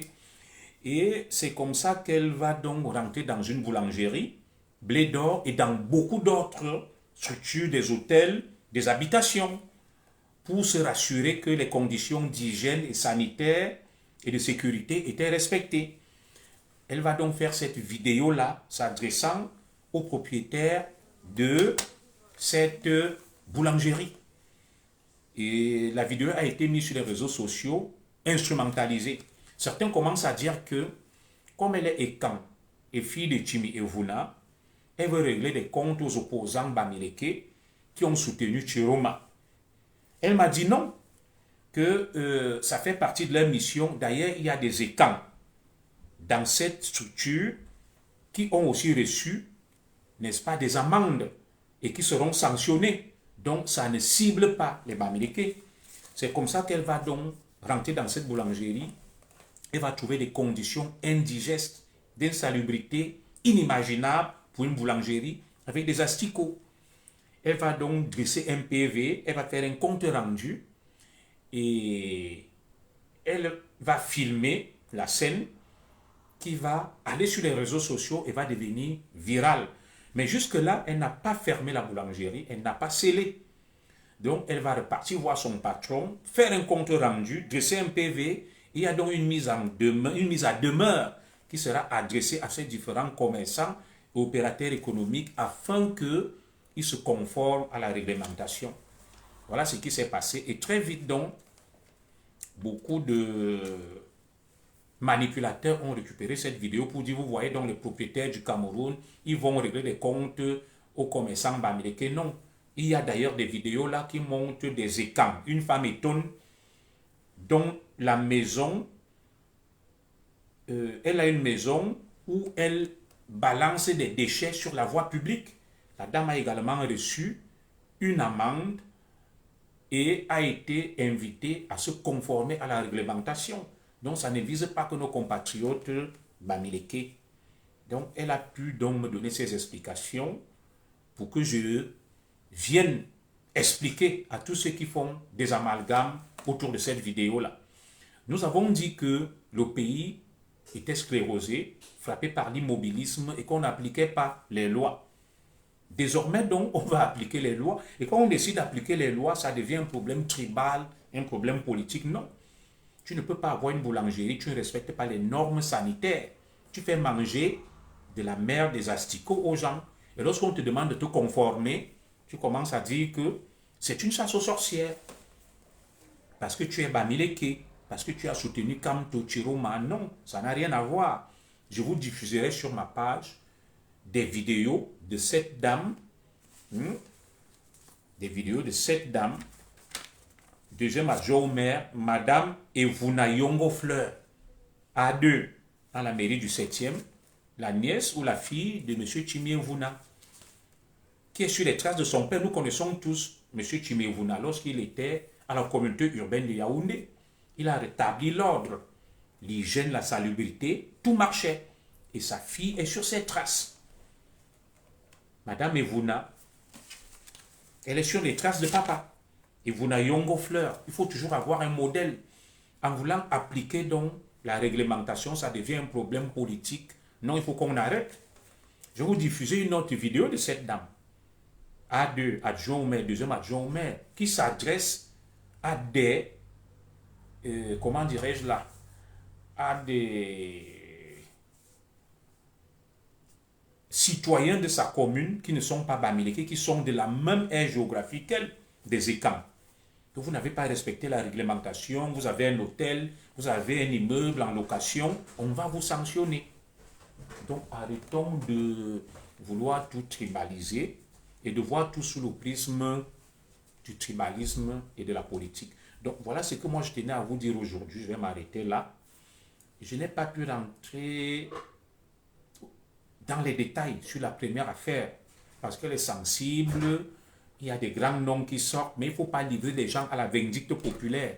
Mais il ne faut pas non plus aussi désorienter l'enquête ou la bâcler, comme on l'a vu sur l'affaire dite Martinez-Zogo, où les gens ont fait prospérer d'autres pistes qui n'avaient rien à voir avec les vraies pistes. Et aujourd'hui, l'enquête, le procès piétine, parce qu'on n'est pas sur la vraie piste. Il a fallu du temps pour qu'on se retrouve avec la piste de Martin Sanvom et tout. Donc on ne peut pas se lever, on accuse tout d'un coup le patron de Congelcam.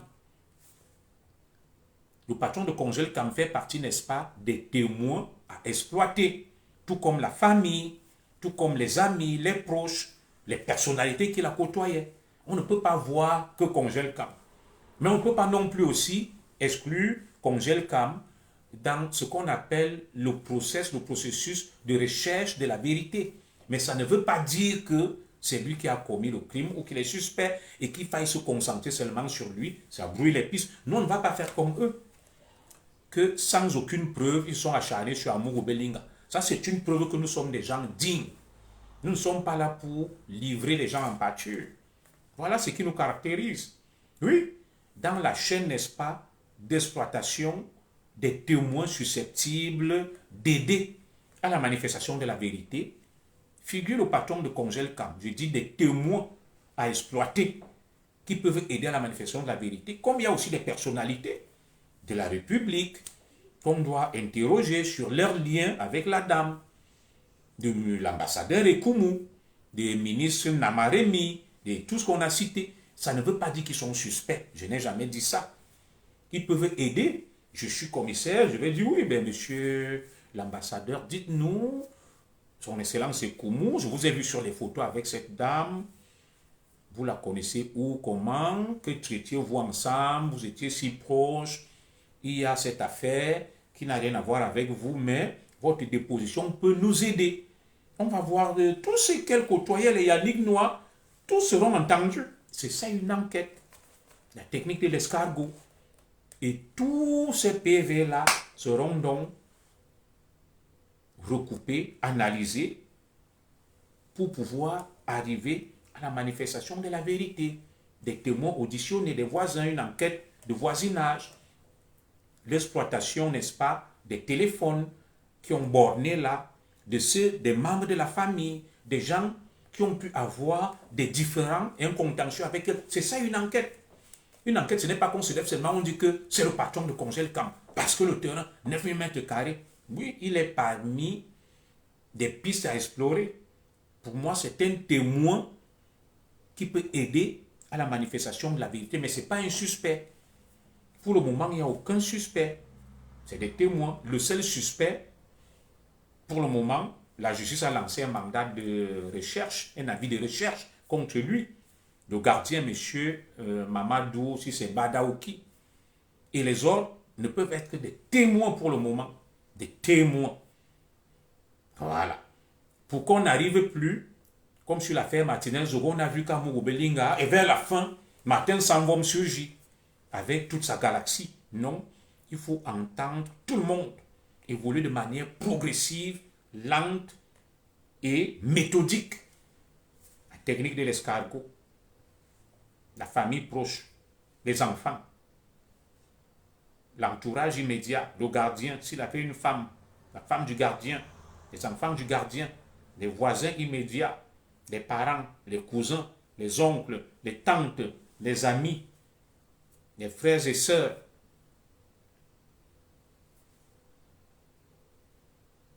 Les partenaires d'affaires, les amis dans le monde politique, des amis sur le plan affectif et émotionnel. Tout ça doit être passé au peigne fin par les enquêteurs et je peux faire confiance à mes camarades enquêteurs avec qui j'ai fait l'école de police qui sont très méticuleux, sauf si l'enquête est torpillée, manipulée. Mais ils maîtrisent leur travail, ils sauront aider à la manifestation de la vérité. Mais au regard de ce que j'observe, j'ai bien peur que cette affaire ne s'enlise et ne tourne, n'est-ce pas, au fiasco de l'affaire Martinez-Zogo. Nous allons suivre cette affaire de très près. Nous allons continuer à vous éclairer dessus. N'hésitez pas, moi je vous remercie infiniment. Tous ceux qui ont pu m'appeler spontanément pour me donner des infos. Et je remercie beaucoup les femmes, mes followers. Parce que, vous voyez, au Cameroun, c'est par ça que je vais terminer. Ceux et celles qui m'aident beaucoup, ce sont les femmes. Vous voyez nos hauts dignitaires là. Ils refusent de traiter, de côtoyer leurs frères que nous sommes, même si nous leur rendons des services. Mais vous ne pouvez pas imaginer des femmes, des fois même négligeables, qui ont pu me donner des renseignements précieux et utiles sur des personnalités de la République, sans les trahir. Hein. Et je vous remercie infiniment. Mon numéro est ouvert, mon inbox. Ceux qui pensent qu'ils ont des choses à dire sur cette affaire, sans stigmatiser quelqu'un, sans livrer en pâture quelqu'un, sans vous hégémonier quelqu'un, de manière objective et neutre, qui n'hésite pas à m'appeler en inbox. Je remercie surtout les femmes qui m'ont appelé pour me faire des témoignages de manière anonyme. Et je protège mes sources sur le côté positif et négatif de la défunte. Et tout ça va concourir à la manifestation de la vérité parce que je sais que mes camarades et collègues enquêteurs sont sur ce direct. Ils prennent des notes. Et j'ai aussi tenu à faire ce direct pour les aider, mais sans influencer la piste. Toute modestie gardée, ils pourront explorer cette piste-là pour qu'on ne s'enlise plus comme dans l'affaire Samy Lenoir, l'affaire Martinez-Zogo. Vous avez donc la latitude d'exploiter tous les témoins oculaires ou tout au moins toute la chaîne du réseau de cette dame afin de nous aider à arriver à la manifestation de la vérité parce que les images que nous avons vues sont choquantes. Exactement comme pour l'affaire Martinez-Zogo. Nous devons savoir qui l'a fait. C'est pour ça que j'ai tenu à faire ce direct. Voilà. Donc, sur ce, je vais prendre congé de vous. C'est ma journée de repos. Je reprends probablement le service demain. Et je vais continuer aussi à suivre la télé, à regarder Facebook. Je reste ouvert. Hein. S'il y a des gens qui pensent que j'ai pu dire des approximations et qu'ils peuvent avoir des éléments susceptibles d'étayer nos followers qui n'hésitent pas. Je tiens aussi à m'accuser auprès d'une dame cadre à la BEAC. J'ai publié sa photo avec l'ambassadeur Ekoumou et la défunte. Mais elle n'est pas visée. Son droit à l'image, elle s'est retrouvée là. Et la famille m'a interpellé. Je vais retirer cette image-là. Madame, rassurez-vous, vous n'êtes pas concernée. J'aurais pu flouter votre visage. Parce qu'il y a beaucoup de personnalités dans la galaxie de cette dame qui est décédée. Et il faut protéger les gens. Le fait de faire un direct et le fait de citer des noms ne veut pas dire que ces gens sont coupables. Il y a la présomption d'innocence et même en matière d'enquête, il y a des témoins. Moi, j'ai été entendu dans plusieurs affaires comme témoin des affaires criminelles graves. Ça ne veut pas pour autant dire que je suis concerné. On peut faire une enquête de voisinage, me demander que savais-tu de la victime, comment elle vivait, toi qui la côtoyais. C'est pour comprendre la personnalité de la victime et de voir s'il n'y a pas eu à voir quelque chose relevant de cet ordre-là. Comprenez un peu? Oui, je peux dire, je connais telle victime qui était carrée, beaucoup de charisme, de personnalité, qui n'était pas facile, elle ne se laissait pas faire. Ça peut être intéressant pour les enquêteurs que, comme elle ne se laissait pas faire, un de ses amis l'a dit, ça veut dire que dans une relation d'affaires ou amoureuse, ou que sais-je encore, ou familiale, peut-être elle a su imposer son style et ça a beaucoup dérangé celui qui était en face et il est passé à l'acte. Voilà, c'est tout. Je salue Sa Majesté Joseph Atemankou qui est là. Moi, je vais donc aller manger mon poum et le sanga que Madame Zobo m'a fait. J'aime beaucoup les plats traditionnels, le poum, le sanga, le coq. Voilà. Donc tout le monde doit être entendu dans cette affaire. Yannick Noir, tout le monde. Tout le monde. Pour aider à la manifestation de la vérité, les amis, la famille, les oncles, les cousins, les sœurs, tout le monde. Personne n'est à l'abri. Tout le monde est suspect lorsqu'il s'agit d'un crime. Que ce soit les frères, les sœurs, le mari, les enfants, tout le monde est suspect. Et un suspect n'est pas un coupable. Un suspect n'est pas un coupable. Parce qu'il y a la présomption d'innocence. Il faudrait que ces termes soient bien maîtrisés. Parce que quand j'ai annoncé mon direct, beaucoup étaient en panique, des gens tremblaient, que Zogo va venir nous livrer. Je n'ai livré personne en pâture. Là où je suis là, je vous ai dit que c'est elle qui a tué. Non. Pour le moment, la justice est sur la piste du gardien. Peut-être en tant que témoin parce qu'il y a des indices graves. Il a appelé, il a éteint son téléphone, il s'est sauvé. Alors, lorsqu'il y a une situation comme celle-là, la responsabilité veut que tu te rendes à la justice, que tu t'expliques, et c'est tout. Ah, Sa Majesté, tout le temps que tu viens, on va manger le sanga et le poum, quand tu seras de passage. J'espère qu'on va se retrouver à la cérémonie bientôt chez l'artiste. Je ne sais pas si elle t'a invité. Le 24, où on avait été pour le deuil de notre Bola. Donc, elle te dira, si tu es là, on se verra quoi. Merci beaucoup, merci à vous tous. Je vais m'arrêter là. On se retrouvera probablement dans les prochains jours. Que Dieu bénisse le Cameroun, que Dieu vous bénisse, Inch'Allah. Merci.